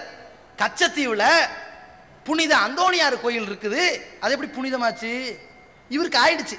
புனித அந்தோணியார் கோயில் இருக்குது, அதுல இந்துக்கள் போகிறார்கள், முஸ்லீம்கள் போகிறார்கள். இவன் என்னடா பார்த்தான், முஸ்லீம் எப்படி போவான்? அது போனா கண்டிக்க வேண்டிய இடத்துல இருக்கிற ஒரு சமுதாய தலைவர்னு பேசிக்கொண்டிருக்கிற நீ இது எப்படி ஆதரித்து சொல்வாய்? முஸ்லீம்கள் போகிறார்கள், கிறிஸ்தவர்களும் போகிறார்கள். போற படகு இருக்கு இல்லையா, இறைவனுக்கு இணை வைத்து கொண்டு போகின்ற படகு, அது அடிக்கடி உடைஞ்சு போவதால் அது சிறப்பான முறையில் அந்த வழிபாடு நடப்பதற்கு உதவி செய்யுமாறு கேட்டுக்கொள்கிறேன். யாரு? இந்து முஸ்லிம் கிறிஸ்தவர்களுடைய சமத்துவபுரம். எது? புனித அந்தோணியார் கோயில். இவங்க யாருங்க? இது ஜெபஸ்டின்னு பேர் வைக்க வேண்டிய ஆளுக்கு வேற பேர் வச்சுட்டாங்க. அதுக்கப்புறம் என்ன நிலைமை, அதாவது போகுண்டா சாமி, அடிச்ச ரீல அந்து போச்சு அப்படின்னு சொல்ற அளவுக்கு இவங்களுடைய அந்த உட்டான்ஸுக்கு அளவே இல்லைங்க. எந்த அளவுக்குன்னா, நம்ம ஒரு வரலாற்றில் தான் கேள்விப்பட்டிருக்கிறோம். அது ஒரு இறையச்சத்தின் அடிப்படையில், மன தூய்மையின் அடிப்படையில், மறுமை வெற்றியின் அடிப்படையில் ஒரு கோரிக்கை. ஒரு நபித்தோழர் என்ன பண்றாரு, அழுதுகிட்டு இருக்கிறார். ஏங்க அழுதுகிட்டு இருக்கிறீங்க? நபிகள் நாயகம் ஸல்லல்லாஹு அலைஹி வஸல்லம் அவர்கள் வஃபாத்தாக போறாங்க என்ற வருத்தத்துக்காக என்ன அழுகல. இந்த வஃபாத்துக்கு பிறகு இறைவன்றிருந்து வரக்கூடிய அந்த வஹி செய்தி, அந்த இறை செய்தியின் தொடர்பு நின்று விடுமோ என்று தான் நான் வருந்துறேன் அப்படின்னு அவர் சொல்றார். சரி, ஒரு நியாயம் இருக்குது, ஒரு எதிர்பார்ப்பும் இறையச்சம் தெரியுது. அதே நிகழ்ச்சியை இப்ப நம்ம லேட்டஸ்டா இந்த வரலாறு கேள்விப்படுறோம் உல்டாவா. அது எப்படி கேள்விப்படுறோம்? இவர் செப்டம்பர் 13 2011 பேசுறாங்க. இந்த நிமிடத்தில் எனக்கு ஒரு சம்பவம் கவலைக்குரியதாக இருக்கிறது. எல்லாரும் சிரிக்கிறாங்க. என்னடா கவலை? அம்மா அவர்கள் பல்வேறு திட்டங்களை இந்த பட்ஜெட் கூட்டத்தொடரில் போட்டுக்கிட்டே இருந்தார்கள். இந்த நாளின் கடைசி நாளை நான் அடைந்து விட்டதால் இவர்கள் இந்த திட்டத்தை இன்று அறிவித்தது போல, நேற்று அறிவித்தது போல, அதற்கு முந்தைய தினம் அறிவித்தது போல, அதற்கு முந்தைய தினம் அறிவித்தது போல, இப்படியே நாளைக்கும் அறிவித்தால், தொடர்ச்சியாக அறிவித்துக் கொண்டே போனால் இந்த சமுதாயம் இந்தியாவிலேயே எல்லா சலுகையும் பெற்ற ஒரு முன்மாதிரி மாநிலம் ஆகிவிடுமே. எங்கே இந்த அம்மாவினுடைய அந்த சலுகையும் இந்த சமுதாயத்தினுடைய அனைத்து உரிமைகளும் அறிவிக்கப்படுகின்ற அறிவிப்பு இன்றைய தினமோ நின்று விடுமே என்று வருத்தம் எனக்கு அறிக்கிறது. எதுக்கு வருத்தப்படுறாளாம்? அம்மாவுடைய அறிவிப்பு இன்னைக்கோடு நின்று போச்சே, இன்னைக்கே பேரவையை முடிச்சுட்டாங்களே, இன்னும் கொஞ்சம் விட்டா இன்னும் இந்த அம்மா அறிவிப்பாங்களே என்று சொல்லி ரொம்ப ஆதங்கப்படுறாங்களாம். ஓ பன்னீர்செல்வம் கூட அந்த அளவு வருத்தப்பட்டிருக்க மாட்டார், அந்த மாதிரி ஆதங்கம். அதுக்கப்புறம் என்ன, ஒரு வருஷம் ஆயிப்போச்சு. 100 ஆண்டு பேசும் ஓராண்டு சாதனை. மற்ற எம்எல்ஏக்கெல்லாம் எப்படி பேசினாங்களோ இல்லையோங்க, இந்த எம்எல்ஏக்கு மட்டும் கொஞ்சம் அதிகமான நேரம். அவன்கிட்ட கொடுங்கடா, காசுக்கு எந்த மாதிரி விசுவாசமா இருப்பான்னு பாரு, கரெக்டா அடிப்பார். இவருக்கு ஒரு புள்ளி உரமே இருக்குது. மணி அடிச்சா சோறு போடுவாங்க அப்படிங்கிற மாதிரி சட்டசபைக்கு டான்னு வந்து உட்காரக்கூடிய சில எம்எல்ஏக்களில் இவரும் ஒருவர். பஞ்சுவாலிட்டி நிலைஞ்சிடக்கூடாது. இந்த கழகத்தின் ஆபீஸுக்கு ஒரு ஆள் வந்திருக்க மாட்டாரு தெரியுமா, தலைவர் வந்திருக்க மாட்டார், அது ஒரு விஷயம். ஆனா எதுக்கு, பேட்டா காசு போயிருமுடா வந்துருவாங்க கரெக்டா. அங்க என்னண்டா 100 ஆண்டு பேசும் ஓராண்டு சாதனை. என்ன 100 ஆண்டு பேசுற லட்சணத்தில் இருக்குது? இவங்க சாதனை எந்த அளவுக்கு இருக்குன்னு சட்டசபைக்கு போனா தெரிஞ்சு போயிடும், அந்த வாசல்ல போனா தெரிஞ்சிடும். இவங்களுடைய 100 ஆண்டு சாதனையை பேசக்கூடிய அளவுல சட்டசபைக்கு எதிரில் ஃபுல்லா சீரியல் செட் லைட்லாம் போட்டாங்க. அந்த சீரியல் செட் லைட்டை போடுறதுக்கு கூட கரண்ட் இல்லை, ஜென்ரேட்டர் வச்சு போடுற அளவுக்கு இருக்குது. ஒரு உருப்படியான கரண்ட் இல்லை, இந்த சமுதாயத்திற்கு சட்ட ஒழுங்கு சரியான முறையில் இல்லை. அதே மாதிரி எல்லா ரவுடிகளும் ஓடிட்டாங்க, எல்லாம் நடக்கத்தான் செய்யுது. இந்த சமுதாயத்திற்கு கலைஞர் 580 ரூபாய்க்கு மானியம் கொடுத்த அரசாங்கத்தில் 20 கிலோ அரிசி 600 ரூபா மதிப்புள்ள அரிசிக்கு 580 ரூபா அரசாங்க மானியத்தை கொடுத்துட்டு நம்மள்கிட்ட ஒரு 20 ரூபா வாங்கி என்ன பண்ணாரு, அரிசியை கொடுத்தாரு. இந்த மாதிரி என்ன பண்றாங்கன்னா அந்த 20 ரூபாயை மானியமா கொடுத்துட்டு இல்ல விலை இல்ல அரிசி. இது என்ன சாதனை? 20 ரூபா கொடுத்து ஒரு சாதனையா? இதுல மின்மிஸ்திரியா, ஃபேனா, மிக்சியா, கிரைண்டரா, எத்தனை பேருக்கு வந்து எத்தனை பேருக்கு வந்து அது தெரியல. அப்ப இந்த மாதிரியான முறையில 100 ஆண்டு பேசும் ஓராண்டு சாதனைன்னு சொல்றீங்கள, முஸ்லிம் சமுதாயத்திற்கு தான் நீ போய் நின்ன. உனக்கு என்ன அந்த சாதனை பலன் தந்தது? என்ன பலனை பெற்றாய்? எந்த ஓரஞ்சாரத்திலாவது பலன் கிடைத்ததா? இல்ல. இவாள் பாராட்டுகிறார்கள். எந்த அளவுக்கு பாராட்டுறாங்கன்னு பாருங்க.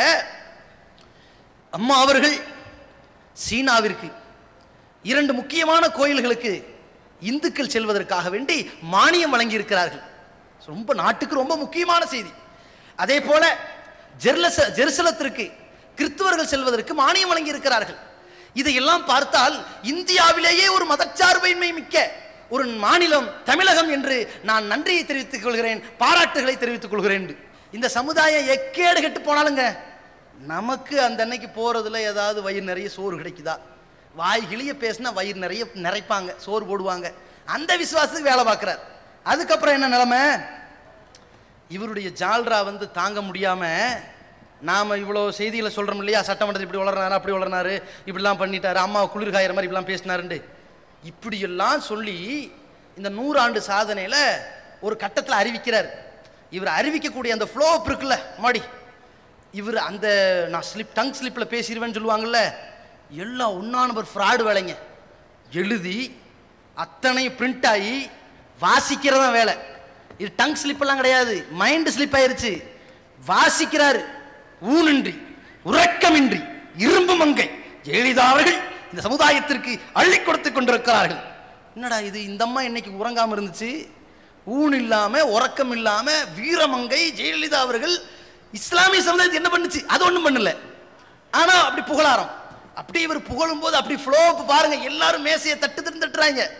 தட்டினாலும் பரவாயில்ல, ஒரு அம்மா மயக்கமே போடுற அளவுக்கு ஆயிப்போச்சு. என்ன அளவுக்குண்டா, இவன் வாங்குற காசை விட கூறான்டா அதிகமா, என்ன மாதிரி பேசுறான், இவனுக்கெல்லாம் எப்படிடா படிச்சா இந்த பாடத்தை ஆச்சரியம். ஏன்னா இப்ப நம்ம போடுறோம், நீங்க நினைக்கலாம் இவர் காழ்ப்புணர்ச்சியில எல்லாம் இல்லாத சொல்லுவார், இருக்கிறதான் சொல்றோம். இருந்தால் நான் சொல்றது ஒரு பக்கம் இருக்கட்டும். ஒரு காங்கிரஸினுடைய எம்எல்ஏ என்ன பண்றாங்க, இந்த ஐயாவை பார்த்து கேட்டார், நம்ம ஜால்ராமா நாயகனை பார்த்து, மாமா நீங்க இந்த அதிமுகவுடைய தயவுல தானே ஜெயிச்சுள்ள வந்தீங்க, அதிமுக சின்னத்துல தானே ஜெயிச்சுள்ள வந்தீங்கன்னு கேட்டார். உடனே இட் இஸ் நாட் ட்ரூ, அந்த ஸ்டைல பேசுறாரு இல்லையா, அதெல்லாம் நடக்காது அப்படின்ட்டாரு. ஓ அவசரப்பட்டு வாய் விட்டோம் போல, ரொம்ப தன்மானத்தை ஜெயிச்சிருக்காங்க நம்பிட்டாங்க. அந்த அம்மாவும் நம்ம சமுதாயத்தை ஏமாத்த முடியாதா, நம்பிட்டாங்க. உள்ள போய் உட்கார்ந்தா இவர் அட்டுக்கிறாரு பாரா, இது பன்னீர்செல்வத்துக்கு பக்கத்தில் இருக்க வேண்டிய ஆள்றாண்டு மயக்கமே போடுற அளவுக்கு என்ன புகழ்றான், இவனை மாதிரி முடியுமாண்டு. இங்கதான் சொல்றாங்கன்னு பார்த்தா பத்திரிகையில் எழுதுறாங்க, இவர் அம்மாவின் மனம் நோகாமல் நடந்து கொள்ளக்கூடிய ஒரு சட்டமன்ற உறுப்பினர். அவர் மனம் நோகாத மாதிரி தான் இவருடைய பேச்சை அமைத்துக் கொள்வார். விடிய விடிய யோசிக்கிறாருங்க. ஊன் இல்லாம உறக்கம் இல்லாம தியாகம் செய்யக்கூடிய ஒரு தியாகி யார இவரை சொல்லலாங்க. நாளைக்கு போய் சட்டமன்றத்தில் என்ன பேச போறோமோ, அண்ணா என்ன இந்த வார்த்தை கிடையாது, நாளைக்கு இப்படி சொல்ல சூப்பரா இப்படி சொல்ல, இந்த மாதிரி தூங்காதவன் யாரு? இவரு தான். அம்மா கிடையாது, இவரு இந்த மாதிரி கஷ்டப்பட்டு அதை உடச்சு விட்டார், அம்மான்னு சொல்லிட்டார். அப்ப இந்த மாதிரி பண்ணிட்டு என்னாண்டா, தனியார் டிவி நிகழ்ச்சியில நேரடி பேட்டி கேட்கிறாங்க. ஏங்க அதெல்லாம் இருக்கட்டுங்க, நீங்க புரட்சி தலைவி அவர்களை அதிகமாக புகழ்கிறீர்கள் என்ற ஒரு செய்தி வருகிறதே, அது சம்பந்தமாக நீங்கள் சொல்லுங்களேன் அப்படின்னு நெழுகிறார். இந்த பண்ணியத்தின பாம்பு மாதிரி. அதாவது ஏன் உண்மை கசக்குது, சொன்ன முடியல, மாற்ற முடியாதுல்ல, நிலவராதான் ஆயிப்போச்சா. இந்த மாதிரி லட்சணத்தில் போனாலும் பரவாயில்லைங்க, சரி வாங்குற காசுக்கு விசுவாசமா இருக்கிறாரு. இன்னொரு பக்கத்தில் என்னண்டா, ரெட்டை வேஷம். உள்ள போயாச்சு, உள்ளே ஒரு முகம் வெளியே ஒரு முகம். அல்லாஹ் சொல்றானா இல்லையா, வள்ளிஹி மாத்த வல்லா, அவன் போற இடத்துக்கு பக்கம் திருப்பி போய்கிட்டே போ. தருதலையா போறேன்ட்டியா, தௌஹீத் வேண்டாமா போ. எப்படி எல்லாம் நீ போறவர் சமுதாயம் பார்க்க வைக்கிறான் அல்லாஹ். எப்படி போறாருண்டா, கடுமையான மின்வெட்டு தாங்க முடியல மக்களுக்கு, அவங்க ஆட்களே கொந்தளிச்சிட்டாங்க. யாரு? தொண்டர்கள், நம் மாமாவுடைய தொண்டர்கள். முடியாது, கடந்த ஆட்சியிலே கலைஞர் அவர்கள் 4 மணி நேரம் மின்வெட்டை கொடுத்தார், இந்த அம்மா அவர்கள் 8 மணி நேரம் மின்வெட்டை கொடுத்து சாதனை புரிந்து விட்டார்னு சொல்லி திருச்சியில போஸ்ட் அடிச்சிட்டாங்க. போஸ்ட் அடிச்சுட்டா பத்திரிக்கையாளங்கள சந்தேகம், என்னடா இவங்க அப்படி செய்ய மாட்டாங்களே, ரொம்ப நல்ல பிள்ளைங்களாச்சே, அம்மாவுக்கு எதிராக நடக்க மாட்டாங்களே. தலைவருக்கு போன் பண்ணி, என்னங்க அப்படி நடந்துருச்சா? It is rumour. அது எவனோ ஒரு விஷமி சொல்லி இருப்பான், இது விஷமிகள் செய்த திட்டம். எது? நம்ம மாமா பேர்ல மச்சான் போய் கோயம்புத்தூர்ல ஆர்ப்பாட்டம் பண்றார். எழுதாவர்கள் இந்த சமுதாயத்திற்கு கரண்டையும் தரவில்லை, கருணையையும் தரவில்லை. அவருங்க அப்ப யாரு? அவர் பாரு, இவர் பாரு, அவர் யாரு? விஷமி. போராட்டம் பண்ண தொண்டர்கள் யாரு? விஷமிகள். போஸ்ட் அடிச்சவன் யாரு? விஷமி. எந்த அளவுக்கு விஷமிண்டா, இவர் 8 நிமிடம் 49 நொடி ஃப்ளோப்ல பேசிக்கிட்டே இருக்கிறாரு. சட்டமன்ற ஜால்ரா அள்ளி விட்டுக்கிட்டு இருக்கிறாரு. இதே 100 ஆண்டு பேசும் ஓராண்டு சாதனைய இவங்க கட்சியில இவங்க மாப்பிள்ள ஒருத்தர் பேசுறாரு. இதெல்லாம் வேதனையா இருக்கு. இந்த சமுதாயத்துல ஒரு வருஷத்துல இந்த சமுதாயம் கடுமையான வேதனை பெற்றிருக்கிறது இந்த ஆட்சியில. எப்படி நீ அங்க அப்படி பேசு, நான் இங்க இப்படி பேசுறேன், அடிச்சு கேட்பாங்க, சொல்லிடாத. தெளிவா இருக்கிறாங்க.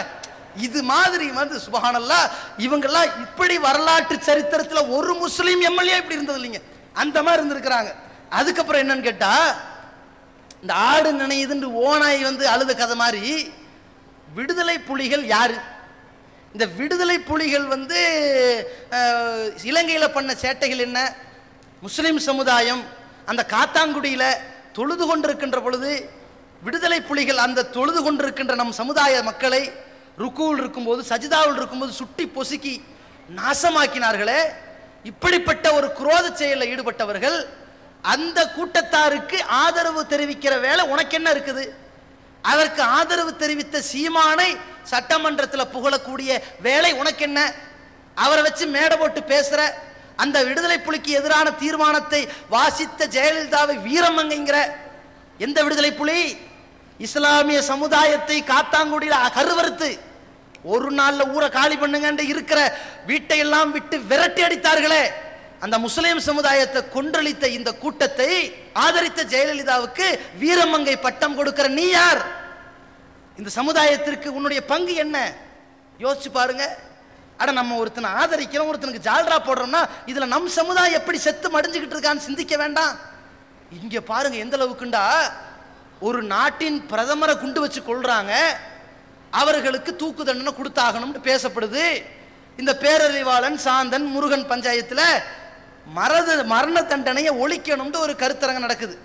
மரண தண்டனையை வேண்டாம் நாட்டில், அதை ஒழிச்சிருவோம் அப்படிங்கிற அந்த கான்செப்டை கொண்டு வராங்க. ஏற்கனவே இந்த நாட்டில் இருக்கிற அறகுற தண்டனையினால தான் திருட்டு வளருது, கொள்ளை வளருது, கொலை வளருது, கற்பழிப்பு முன்னேற்றம் அடைஞ்சிட்டு போகுது. இந்த நாடு உருப்படலை. சட்டங்கள் கடுமையானதான் தண்டனை குற்றங்கள் குறையும். அப்ப தண்டனைகளை அதிகமாக்குன்னு சொல்லி அறிவாளிகள் பேசக்கூடிய இந்த நாட்டில் இவாள் போய் கலந்துக்கிறாரு ஒரு கூட்டத்தில். என்ன கூட்டம்? இஸ்லாமே பல்லுக்கு பல்லு, கண்ணுக்கு பண்ணு, உயிருக்கு உயிர் என்று சொல்லி அந்த ஒருத்தன் கொலை செய்யறானா அவனை கொல்லு, நாளைக்கு எவனும் கொலை செய்ய மாட்டான் என்ற அந்த மரண தண்டனையை சொல்லக்கூடிய ஒரு மார்க்கத்தை ஏற்றுக்கொண்டு அந்த பெயரை வைத்துக் கொண்டு மரண தண்டனை ஒழிப்பு கருத்தரங்கத்தில் போய் பல்லளித்துக் கொண்டிருக்கிறார்கள். இவர்கள் யார்?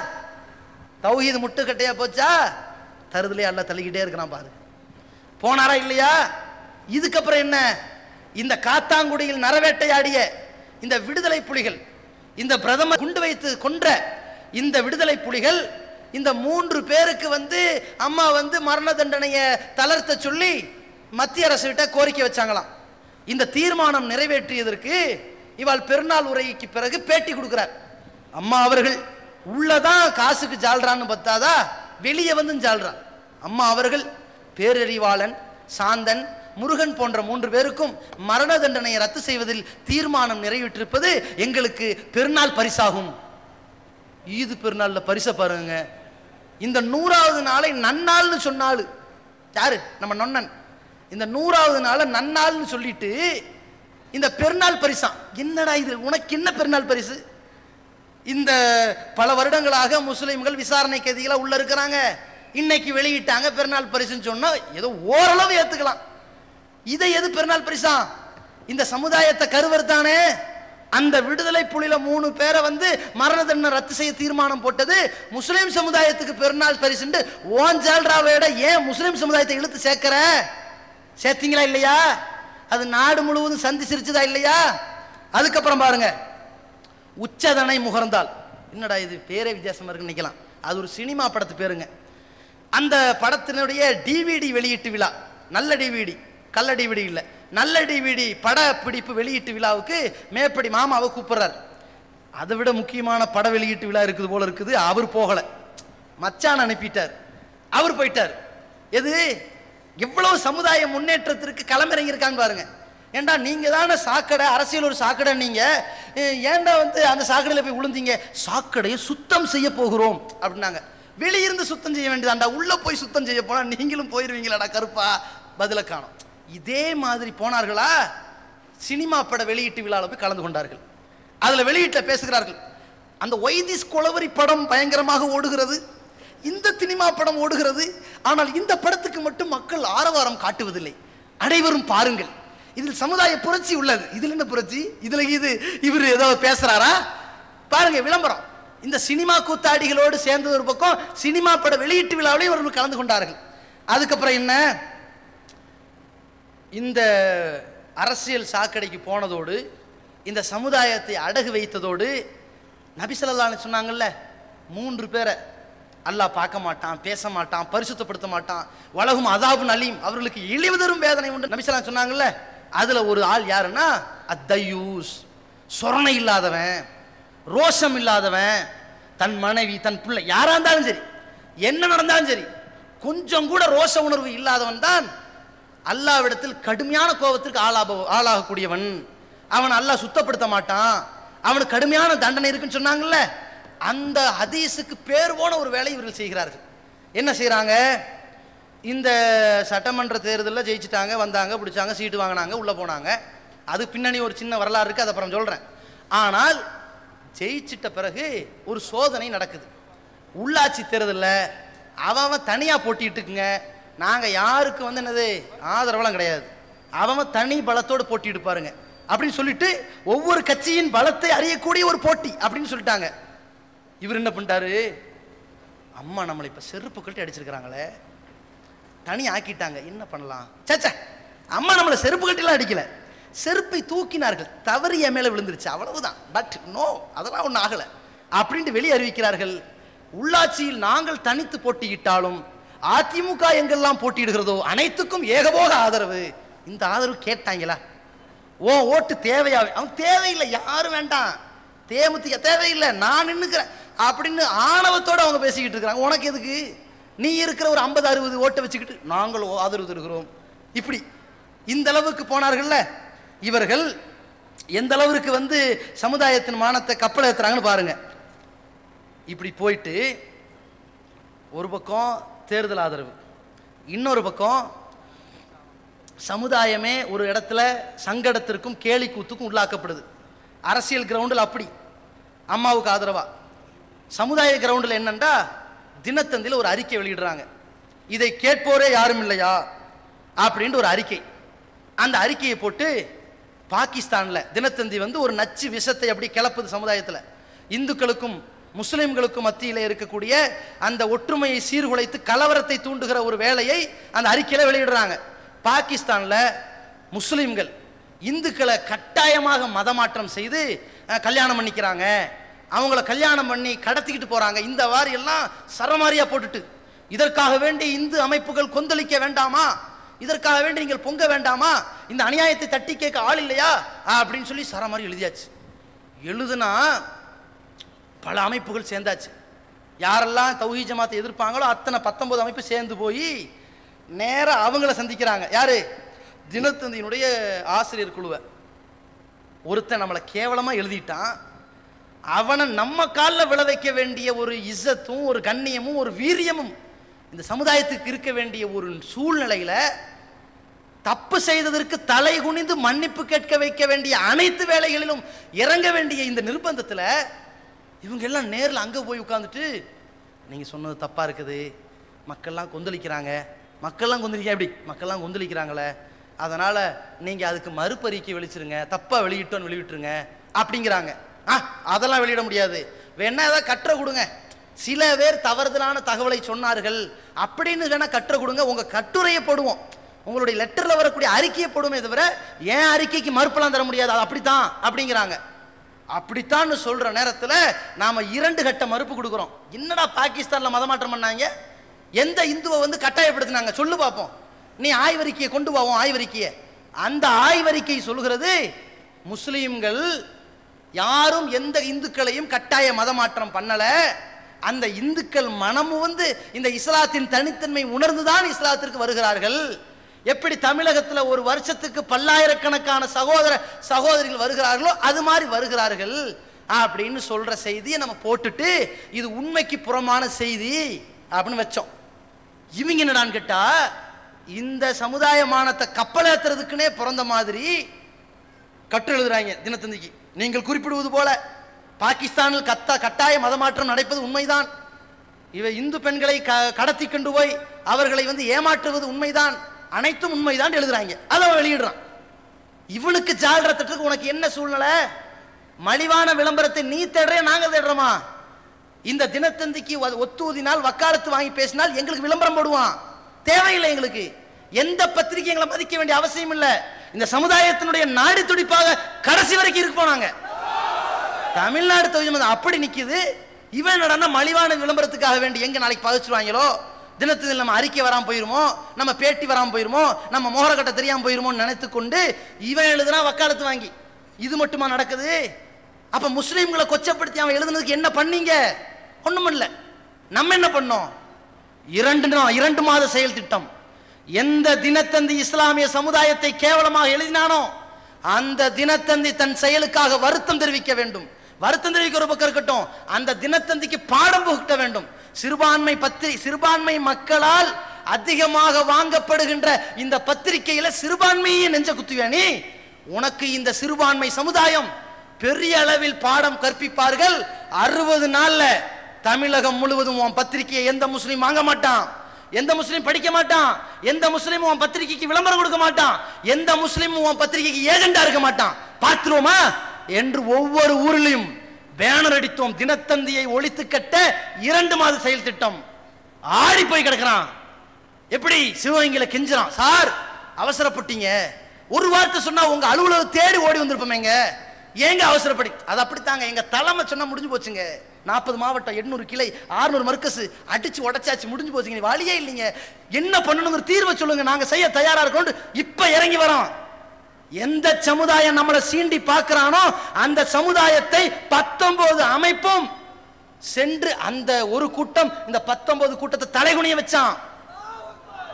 ஆனால் இந்த சமுதாயம் தலைகுனிவுக்கு போய்விடக் கூடாது என்று இவர்களை மல்லு கட்டி எதிர்த்து நின்றோம். நீ தினத்தந்தில விளம்பரத்தை போடாட்டி பரவாயில்ல போ, என்ன புறக்கணிச்சா பரவாயில்ல போ, உன் பத்திரிகையினுடைய அந்த ரைட்ஸை பயன்படுத்தி எல்லா பத்திரிகைகளையும் தூக்கி எறிஞ்சாலும் பரவாயில்ல, எங்க முகம் வர வேண்டிய அவசியம் இல்லை, எங்க சமுதாயத்தினுடைய முகம் கேவலப்படுத்தப்படக்கூடாது என்று தில்லா நின்னமே அவனை பணிய வர வைத்து விட்டோம். இதெல்லவா நியாயம்? இதெல்லவா சமுதாயத்துக்கு செய்யக்கூடிய ஒரு தியாகமும் அவர்களுக்கு செய்யக்கூடிய நன்றி கடனும்? இவன் என்ன பண்றான்? ஒத்து ஊதிக்கிட்டு இருக்கிறான். இவர்களுடைய லட்சணம் இப்படி இருக்குதுங்க. சரி, இவ்வளவு தூரம் அம்பலப்படுத்துறமே, சட்டமன்றத்தில் இவ்வளவு நாசப்படுத்தி இருக்கிறாங்களே, இந்த சமுதாயத்துக்கு இடஒதுக்கீட்டை பத்தி மூச்சு விடாத ஒரு தலைவியை போய் தலை தூக்கி வைத்துக் கொண்டிருக்கிறார்களே, இந்த அளவிற்கு ஜால்ரா தட்டி கொண்டிருக்கிறார்களே, இந்த அளவிற்கு மக்களுடைய அந்த நம்பிக்கையெல்லாம் குழி தோண்டி புதைச்சி வைத்திருக்கிறார்களே, இருக்கிற கொஞ்சம் நஞ்சம் பேர், சில பேர் தௌஹீதுன்னு இருக்கிறவங்க இங்க வந்துட்டாங்க. சரி, இவங்களும் முஸ்லீம் அமைப்புன்னு உண்டாக்கிட்டாங்க. ஏதோ உள்ள எம்பிஓவோ எம்எல்ஏ உள்ள போனாங்கன்னா நம்ம சமுதாயத்தை ஏதாவது பேசுவாங்க என்று நம்பி போனவன் கூட அந்த நம்பிக்கையும் துரோகம் பண்ணிட்டாங்களே என்று பார்த்தால், இந்த காரியத்திற்கெல்லாம் இவர்கள் செய்த இவ்வளவு காரியத்திற்கெல்லாம் இவர்கள் தங்களுடைய செயலுக்காக வேண்டி வருத்தம் தெரிவித்து பொது வாழ்க்கையிலிருந்து ஒதுங்கி விடுவார்கள் நீங்க நினைக்கிறீங்களா? இவ்வளவு அம்பலப்படுத்திட்டோம்ல, நாம போட்டு டார்டார கிழிச்சிட்டோம்ல. கிழிச்சவங்களுடைய வயசு வேண்டியது இல்லைங்க, ஜமாத் வேண்டியதில்லை. மேட்ரு உண்மையா பொய்யா? ஊர் ஊரா கேட்கிறானே, போறவன் வரவனெல்லாம் கேட்கிறானே, ஏன்பா ஓவரா ஜால்ரா போடுற, கொஞ்சம் அடக்கி வாசிக்க வேண்டியதான்னு சொல்றானே, பேரவை தலைவரே கொஞ்சம் போது நிறுத்திங்க என்று சொல்ற அளவுக்கு இருக்குதே என்றெல்லாம் சொல்லியும் இவர்கள் ஏன் தங்களுடைய பொது வாழ்க்கையிலிருந்து பின்வாங்கல? இவர்கள் இன்றைக்கு புதிதாக இந்த மாதிரி ஜால்ராவுக்கு உருவெடுத்தவர்கள் அல்ல. அப்படி ஒரு பாசறையிலே அமைத்து கொண்டு வந்து விட்டார்கள். எப்படிப்பட்ட பாசறை? என்னைக்கு தௌஹீத வேண்டான்னு தட்டி விட்டார்களோ அப்பவே இந்த திமுக, அதிமுக, மதிமுக, பாமக, பாஜக இவங்களையெல்லாம் சந்திக்கிறதுக்கு நம்ம என்ன முகத்தை காட்டணும், காட்டிடுவோம் போய்விட்டார்கள். எப்படி போனார்கள் தெரியுமா? நீங்க நினைக்கலாம், பேசிட்டு போங்க, நாளைக்கு அவங்க பொதுக்கூட்டம் போட்டு நீங்க பேசுனது அத்தனையும் ஒண்ணு ஒன்னா போய் போய் போயிட்டு அடிச்சு விட தயாராக இருப்பார்கள். ஏதாவது சவால் விட்டு பாருங்க, சவாலை முறியடிப்பார்கள் அப்படின்னு நினைக்கலாம். ஆனால் அவர்கள் விடமாட்டார்கள். ஒரு விஷயத்தில் சவால் விடுவார்கள். எதில் தெரியுமா? ஒரு சம்பவத்தை சொல்கிறோம். இவங்க என்ன பண்றாங்கன்னா, கடந்த எம்பி தேர்தலில் அப்படியே கட்சி வாசலை தேடி போனாங்க. அதிமுக திறக்கிறாங்களா, இல்ல திமுக, இப்படி போனாங்க. இப்படி பார்த்துக்கிட்டு இருக்கும்போது ஒரு செய்தி வருது. என்ன இருந்தாலும் நீங்க திமுகவுக்கு கடந்த தேர்தலில் ஆதரவு கொடுத்திருந்தாலும் பல்லாவரத்து லேட்டஸ்ட் மீட்டிங்கில் நீங்க கொஞ்சம் திமுகவை ரொம்ப ஓவரா பேசிட்ட காரணத்தினால உங்களுக்கு அந்த எம்பி சீட்டு கொடுக்கறதுல ஒரு கேள்விக்குறி தான் அப்படின்ட்டாங்க. உடனே சவால் விடுகிறோம். 5 வருடமாக திமுகவை ஆதரித்திருக்கின்றோம். இந்த 5 வருடமாக நாங்கள் திமுகவை ஆதரித்து இந்த அரசியல் கூட்டத்தில் எத்தனையோ உரைகளை பேசியிருக்கின்றோம், எத்தனையோ வீடியோக்கள் எடுக்கப்பட்டிருக்கின்றன. ஒரு இடத்திலாவது திமுகவை நாங்கள் பேசி இருப்போமா, திட்டி இருப்போமா, வசைபாடி இருப்போமா, காட்ட முடியுமா? ஒரு இடத்துல கூட உங்களை திட்டதில்ல சாமி, தயவு செய்து எங்களுக்கு எம்பி சீட்டு கொடுத்து விட மாட்டேன் என்று சொல்லாதீர்கள் அப்படின்ட்டு சவால் விட்டார்கள். விட்டுட்டு என்ன பண்ணிட்டாரு, கலைஞர் பார்த்தாரு, இவங்க நம்ப முடியலையே, பார்த்தாரு, நம்ம பாத்ரூம் போனா எந்திரிச்சு நிக்கிறான், போயிட்டு வந்தா எந்திரிச்சு நிக்கிறான், இவனுக்கு தான் உடம்பு சரியில்லை, 2 ஆம்புலன்ஸ் வச்சுக்க போ, ஆம்புலன்ஸோடு அனுப்பி விட்டார். வக்ஃபு வாரியம், நீனும் ஆம்புலன்ஸ் இருந்து வெளியே வந்துடக்கூடாது, வக்ஃபுல என்ன ஊழல் நடந்தாலும் வாயை திறந்துடக்கூடாது, நீ எந்திரிச்சு நிக்கிற மாதிரியே படுத்துக்க. இந்த ஆளு நம்ம கலைஞர் என்ன பண்றாருன்னா 2 ஆம்புலன்ஸ் அனுப்புனார், அம்மா இவரை ஜனாசாவே ஆக்கிட்டார். அந்த கூத்துல போயிருச்சு. இவங்க என்ன பண்றாங்கன்னா, மக்கள்கிட்ட இப்ப என்ன பண்ண பில்டப் காட்டணும்ல, உள்ள என்ன அடி வாங்கினாலும் அதுடா ஒரு மதுரைக்காரன் வந்தான், உடம்பு சரியான வலி, தட்டிட்டு போலாம். இதே மாதிரி என்ன பண்றாங்கன்னா, வெளியே வந்து மக்களே, இவர்கள் திமுகவுக்கு சந்தித்து பேசினோம், அவர்கள் எங்களை ரொம்ப வற்புறுத்தினார்கள், இந்த உங்க மாமா கட்சியை இழந்து விட்டால் நாங்கள் பெரிய தோல்வி அடைந்து விடுவோமோ என்று வருத்தப்பட்டார்கள். நாங்கள் சொல்லிவிட்டோம், எங்களுக்கு சமுதாயம் ஆனந்தம் முக்கியம், 2 சீட்டு எம்பி சீட்டு தந்தே ஆக வேண்டும் என்று சொன்னோம். அவர்கள் சொன்னார்கள், இல்லைங்க, ஒரு எம்பி சீட்டு வாங்கிக்கிங்க, உங்களுக்கு சவுதி அரேபியாவுடைய தூதரா உங்களை ஆக்கிடுறோம் என்று சொன்னார்கள். அதே மாதிரி யூனியன் பிரதேசத்தில் உங்களை கவர்னர் ஆக்கி விடுகிறோம் என்று சொன்னார்கள். இதெல்லாம் அவங்களுடைய பத்திரிகை எழுதுனது, சரிங்களா? கவர்னர் ஆக்கி விடுகிறோம் என்று சொன்னார்கள். அதே மாதிரி உங்களுக்கு காங்கிரஸ் சார்பில் கூட ஒரு தொகுதியை தந்துடும் வைங்களேன் என்றும் சொன்னார்கள். சமுதாயம் ஆனந்தான் முக்கியம், வேண்டாம்ல, ஏடா இது விட்டடிக்கிறாங்களே, இவங்க ஒரு சீட்டுன்னு ஒன்று விழுந்துட்டாங்களா, எவ்வளவோ கொடுக்குறேன்னு சொல்லி ஏன் வந்தாங்க, இது கதை விடுறாங்களே, டெல்லியில் கூப்பிட்டாக, பாகிஸ்தானில் கூப்பிட்டாக, ஹைதராபாத்தில் கூப்பிட்டாக, லண்டனில் இருக்கிறேன் சொன்னீங்கன்னா தமிழ்நாட்டு வந்துட்டு போவேன், இப்படி சொல்கிற மாதிரிலாம் பேசுகிறாங்க. மக்கள் ஓரளவு சுதாரிப்பு வந்துருச்சு, அதை கண்டுபிடிச்சிட்டாங்களோ, எப்படித்தான் ஏமாத்துறதுன்னு தெரியல. சரி மக்களே, இருந்தாலும் நாம் மானத்தை காக்க வேண்டும். 2 சீட்டு கேட்டோம், அவங்க தரல. அதிமுக வாசல் அடைக்கப்பட்டது, திமுக வாசல் அடைக்கப்பட்டது. இறுதி முடிவு, சமுதாயத்தின் மானம் காக்க போகிறோம். ஒரு எம்பி சீட்டு என்பது 6 எம்எல்ஏக்கு சமம். 6 எம்எல்ஏ மதிப்புள்ள ஒரு எம்பி சீட்டு தரேன் என்று சொன்னார்கள், வேண்டாம் என்று சொன்னோம். இப்பொழுது 4 எம்பி சீட்டை நாங்களே எடுத்துக்கொண்டு நாங்களே தனித்து நிற்க போகிறோம் அப்படின்னு சொல்லி 4 எம்பி சீட்டோட என்ன செஞ்சாங்க, 4 தொகுதியில போட்டியிட்டார்கள். அப்ப 6 4 24 எம்எல்ஏ தொகுதிகள் மதிப்பு கொண்ட 4 எம்பி தொகுதி. சரிங்களா? இது எப்படி இருக்குன்னா, இவங்க 2 எம்பி சீட்டு, அதாவது ஒரு முழு பேண்ட் கேட்டு மானத்தை காப்பாத்திருக்க முழு பேண்ட் கேட்டு திமுக போயிருக்கிறாங்க. அவர் சொல்லியிருக்காரு, உங்க மானத்தையும் காக்க வேண்டியிருக்குது, அரைக்கால் டவுசர் போதும்பான்னு சொல்லிட்டாங்க. ஒரு எம்பி, எங்க மானத்தை காப்பாற்றணும், நாங்க தனியா வேட்டியை கட்டிக்கிறோம். பார்த்தீர்களா, அவர்கள் நமக்கு அரைக்கால் டவுசர் தரேன்னு சொன்னார்கள், நாங்கள் வேட்டி கட்டுகிறோம். நாங்கள் ட்ரெயின் இன்ஜின், அந்த இன்ஜின் மட்டும்தான் போச்சு, பின்னாடி பெட்டியை காணோம். என்னடான்னு கேட்டா, அப்படியே அறிவு பார்க்கணும். சுபஹானல்லாஹ், அவங்கள மாதிரி அறிவிக்கிறது இல்லைங்க, அப்படி பொய்யையும் அப்படி உண்மை மாதிரி அமுத்திடுவாங்க மக்களை. வெற்றிக்கணி நெருங்கி விட்டது, நாளை நாடாளுமன்றத்தில் சூளுரைக்கு போகிறார்கள்.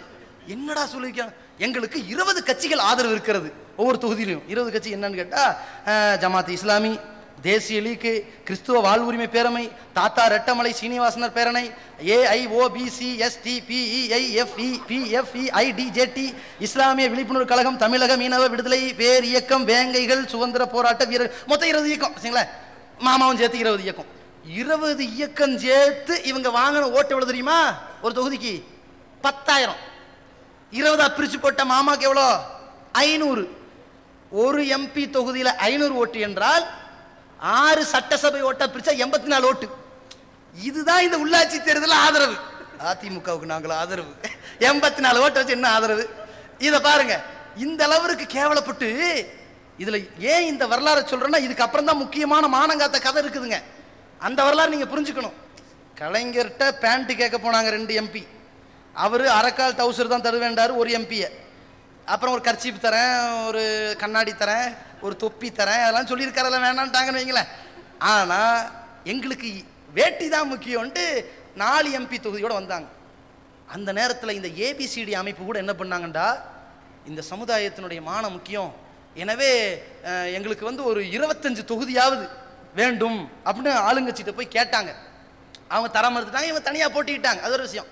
ஆனால் இவங்க என்ன பண்ணிட்டாங்கண்டா, 24 தொகுதி கேட்டிருக்கணுமா இல்லையா?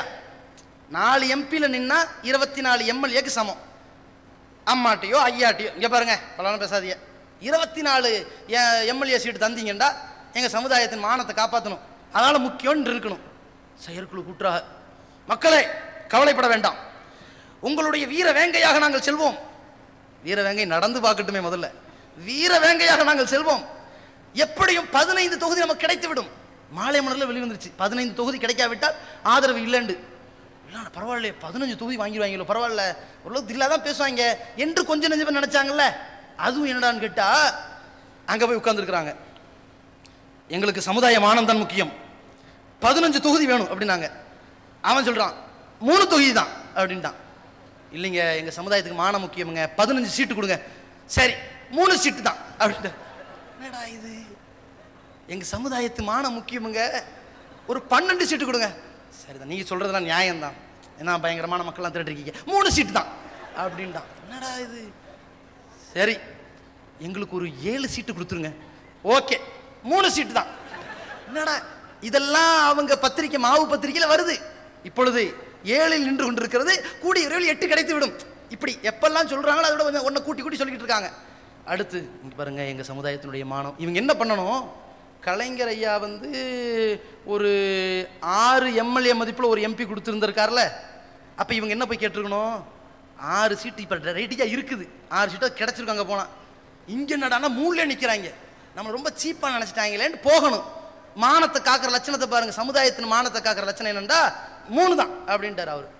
சரிங்க 4வது கொடுத்துருங்க. சரி உனக்கு வேண்டாம் எனக்கு வேண்டாம், 3 சீட்டு தான் அப்படின்ட்டு அவன் என்னடா இது, எதுக்குமே ஒத்து வர மாட்டாங்களே. சரி, சமுதாயத்தின் மானத்தை காப்பாத்திட்டோமுங்க, 3 சீட்டு ஓகேங்க அப்படின்ட்டாங்க. என்னடா 3 சீட்ல மானத்தை காப்பாத்தினாங்க? அவரு ஒரு எம்பிக்கு அரக்கால் டவுசரை கொடுக்குறேங்கிறாரு. இதுல அரை எம்பி அளவுல 3 சட்டசபை தொகுதிண்டா இருக்கிற கோவணத்தை கட்டியில அனுப்பிட்டு இருக்காரு. இது தெரியாம சமுதாயத்தின் மானத்தை காப்பாத்துறவங்க அப்படின்ட்டாங்க. என்ன 3 சீட்டு தருகிறார்கள், சொந்த சின்னத்தில் தருகிறார்கள். இருக்கட்டும், நீ என்ன பேசுன? உன் சொந்த சின்னத்துல 24 இடத்துல நிப்பேன்னு சொன்னீங்க, எப்படி 3 ஆச்சு? பாண்டிச்சேரியில் 1 தரப்போகிறார்கள் தெரியுமா அப்படின்னாங்க. அப்பாடா, நம்ம மக்கள் சரி சரி ரைட்டு, கிடைச்சது கிடைக்கட்டும். 3 அது பாண்டிச்சேரியில் 1 உண்டு. அப்புறம் இங்க பாண்டிச்சேரியில பால்கோவா தான் ஃபேமஸ், இப்போ அல்வாவும் ஃபேமஸ் ஆயிடுச்சுங்க. அதுக்கும் முடிஞ்சு போச்சு. தமிழ்நாட்டில் இப்போ என்ன பாக்கி? 3. 3க்கு ஒரு வரலாறு தெரியுமா? சரி 3 கேட்டீங்களே, 3வது கிடைச்சதா? அது 3 இல்லையா, உருது மொழி பேசுறாங்கல்ல அவங்களுக்கு ஒரு சீட்டான். அதனால 2 + 1 3. இவங்க வெயிட்டுக்கு எவ்வளோ? 2. அப்ப கோவணத்தையும் கழிச்சுட்ட கதையால இருக்கு. இதான் மானத்தை காக்கிற லட்சணம். அப்ப இவங்க என்ன தெளிவாக நினைத்திருக்கிறார்கள் என்றால், நம்ம கட்சியில் இருக்கிற 50 பேர் உள்ள போக வேணாம்ப்பா, நான் போனா போதும், ஒன்றும் கவலைப்படாதீங்க, எல்லாம் நான் ஃபேஸ் பண்ணிக்கிறேன் அப்படின்ட்டு உள்ள போனீங்களே.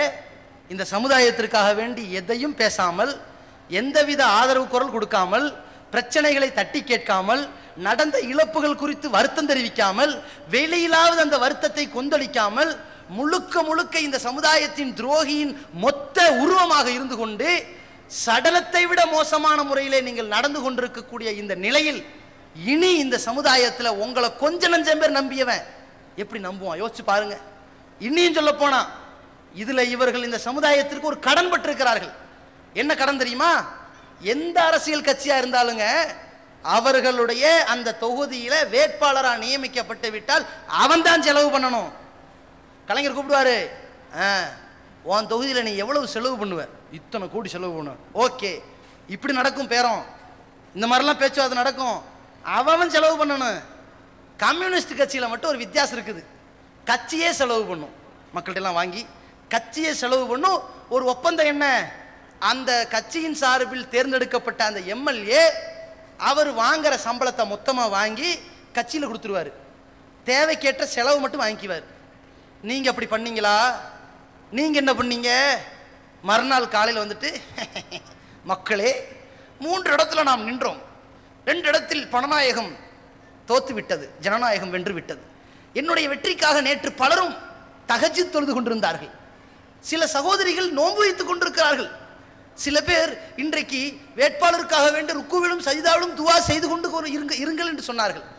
எல்லாவற்றுக்கும் மேலாக இந்த வேட்பாளராக ஆகி எங்களுக்கென்று ஒரு மிகப்பெரிய ஒரு பொறுப்பையும் ஒரு முள் கிரீடத்தையும் வழங்கி இருக்கின்ற உங்களுக்கு ஒவ்வொரு தொண்டர்களும் தங்களுடைய பொருளாதாரத்தை வாரி இறைத்து என்னை நீங்கள் அனுப்பியிருக்கிறீர்கள். உங்களுடைய நன்றி விசுவாசத்தை சரியான முறையில் பிரதிபலிப்பேன்னு சொன்னீங்களே, இதே கம்யூனிஸ்ட் கட்சி அடிப்படையில் உங்க கழகத்துக்கு, உங்க மாமா கட்சிக்கு நீங்க வாங்குற சம்பளத்துக்கு, நீங்க ராமநாதபுரம் எம்எல்ஏ ஆன உடனேயே அங்க கொயவங்குடியா கொசவங்குடியான்னு சொல்லுவாங்க, ஏதோ உச்சப்புளி பக்கத்தில் ஒரு இடத்துல ஏக்கரா கணக்கில் இடம் வாங்கிட்டீங்க, அது வேற விஷயம், அது போகட்டும். உங்க கழகத்துக்கு ஏதாவது செஞ்சீங்களா? வாங்கின சம்பளத்தை கொண்டு வந்து ஒப்படைச்சிங்களா? இந்தாங்க முதல் மாசம் சம்பளம், ஒரு மாசம் ஃபுல்லா கூவுனதுக்கு கொடுத்தாங்க பேட்டா, கொடுத்து ஏதாவது பண்ணீங்களா? அதுவும் செய்யல. அப்ப ஒன்றை புரிந்து கொள்ளுங்கள், இந்த செய்திகளை அம்பலப்படுத்துவதற்கு 3 முக்கிய காரணிகள். யார் தௌஹீதை முட்டுக்கட்டையாக போனானோ அவன் தருதலையாக போவான் என்பதற்கு வரலாற்று சான்றை கண்முன்னால் பார்த்துக் கொள்ளுங்கள். இரண்டாவது, இவர்களால் தௌஹீதுக்கு எந்த புண்ணியம் இல்லை, அதற்கு ஒலை வைத்து விடுவார்கள், இருந்தாலும் சமுதாயத்திற்கு ஒன்று செய்வார்களே என்று நம்பி இருந்த சிலரும் இந்த பாவிகளோடு இருந்து பாவத்திற்கு பங்காளிகள் ஆகிவிட வேண்டாம், அவர்களை விட்டு ஒதுங்கி விடுங்கள் என்று உங்களிடத்தில் தெரிவித்துக் கொள்கிறோம். மூன்றாவது, இந்த உபதேசங்கள், இந்த அறிவுரைகள், நாம் சொல்லி இருக்கின்ற இந்த பட்டியல்கள், ஓரளவு செய்திகள் குறைந்துதான் சொல்லியிருக்கிறோம், இந்த ஓரளவு செய்திகள் இனியும் நம்ம கொஞ்சம் கவனமா நடக்கணும். ஒரு வருஷத்தை ஏமாத்திட்டோம், ஒரு வருஷத்துல சமுதாயத்துக்கு துரோகம் பண்ணிட்டோம், இனி 4 வருஷம் இருக்குது, இனிமேலாவது நியாயமா நடப்போம், இனி மக்கள்கிட்ட ஓட்டு பொறுக்கி போயிட வேண்டாம், இனி அரசியல் சாகடை நமக்கு வேண்டாம் என்று இவர்கள் பொது வாழ்க்கையிலிருந்து ஒதுங்கக்கூடிய ஒரு அன்பான அழைப்பையும் இந்த சபையிலே சமர்ப்பித்து விட்டு என்னுடைய உரையை நிறைவு செய்கின்றேன். அல்லாஹ் ரப்புல் ஆலமீன் சொல்லப்படுகின்ற சொற்களில் அந்த கருத்துக்கள் ஆதாரபூர்வமான இந்த செய்திகளின் அடிப்படையில் இதை கேட்கக்கூடியவர்கள், இவர்கள் மீது கொஞ்சம் நஞ்ச ஆதரவு வைத்து நம்பி ஏமாந்தவர்கள் மனம் திருந்த வேண்டும். இந்த சமுதாயத்தை வைத்து அடகு வைத்து ஏமாற்றி கொண்டிருக்கக்கூடிய இவர்கள் இந்த புல்லுரிவுகள் போன்று நாளைக்கு எந்த ஒரு புல்லுரிவுகளும் சமுதாயத்தில் எழுந்துவிடக் கூடாது என்பதை உங்கள் முன்னிலையில் வைப்பதற்கு காரணம், நம்மில் சில சகோதரர்கள் முஸ்லிம் வேட்பாளர் தானே என்று ஓட்டு போட்டு விடுகிறோம். இடஒதுக்கீட்டுக்காக போராடுகிறார்களா? இடஒதுக்கீட்டுக்காக இந்த கட்சியில் நிற்கிறார்களா? இடஒதுக்கீட்டுக்காக இந்த கட்சியில் ஆதரிக்கிறார்களா? இவர்கள் இந்த சமுதாயத்தின் நன்மைக்கு போகிறார்களா, தங்களுடைய நலனுக்கு போகிறார்களா என்பதை அந்த சந்தர்ப்பத்தில், ஓட்டு போட வேண்டிய சந்தர்ப்பத்தில் நீங்கள் சற்று சீர்தூக்கி பார்க்க வேண்டும் என்பதையும் உங்களுக்கு நினைவூட்டுவதற்குத்தான் இவ்வளவு செய்திகளை எடுத்துச் சொல்லியிருக்கின்றோம். நேர்வழி காட்ட வல்ல ரஹ்மான் போதுமானவனாக இருக்கின்றான். வாஹிர் தவானா அல்ஹம்துலில்லாஹி ரப்பில் ஆலமீன். அஸ்ஸலாமு அலைக்கும் வரஹ்மத்துல்லாஹி வபரகாத்துஹு.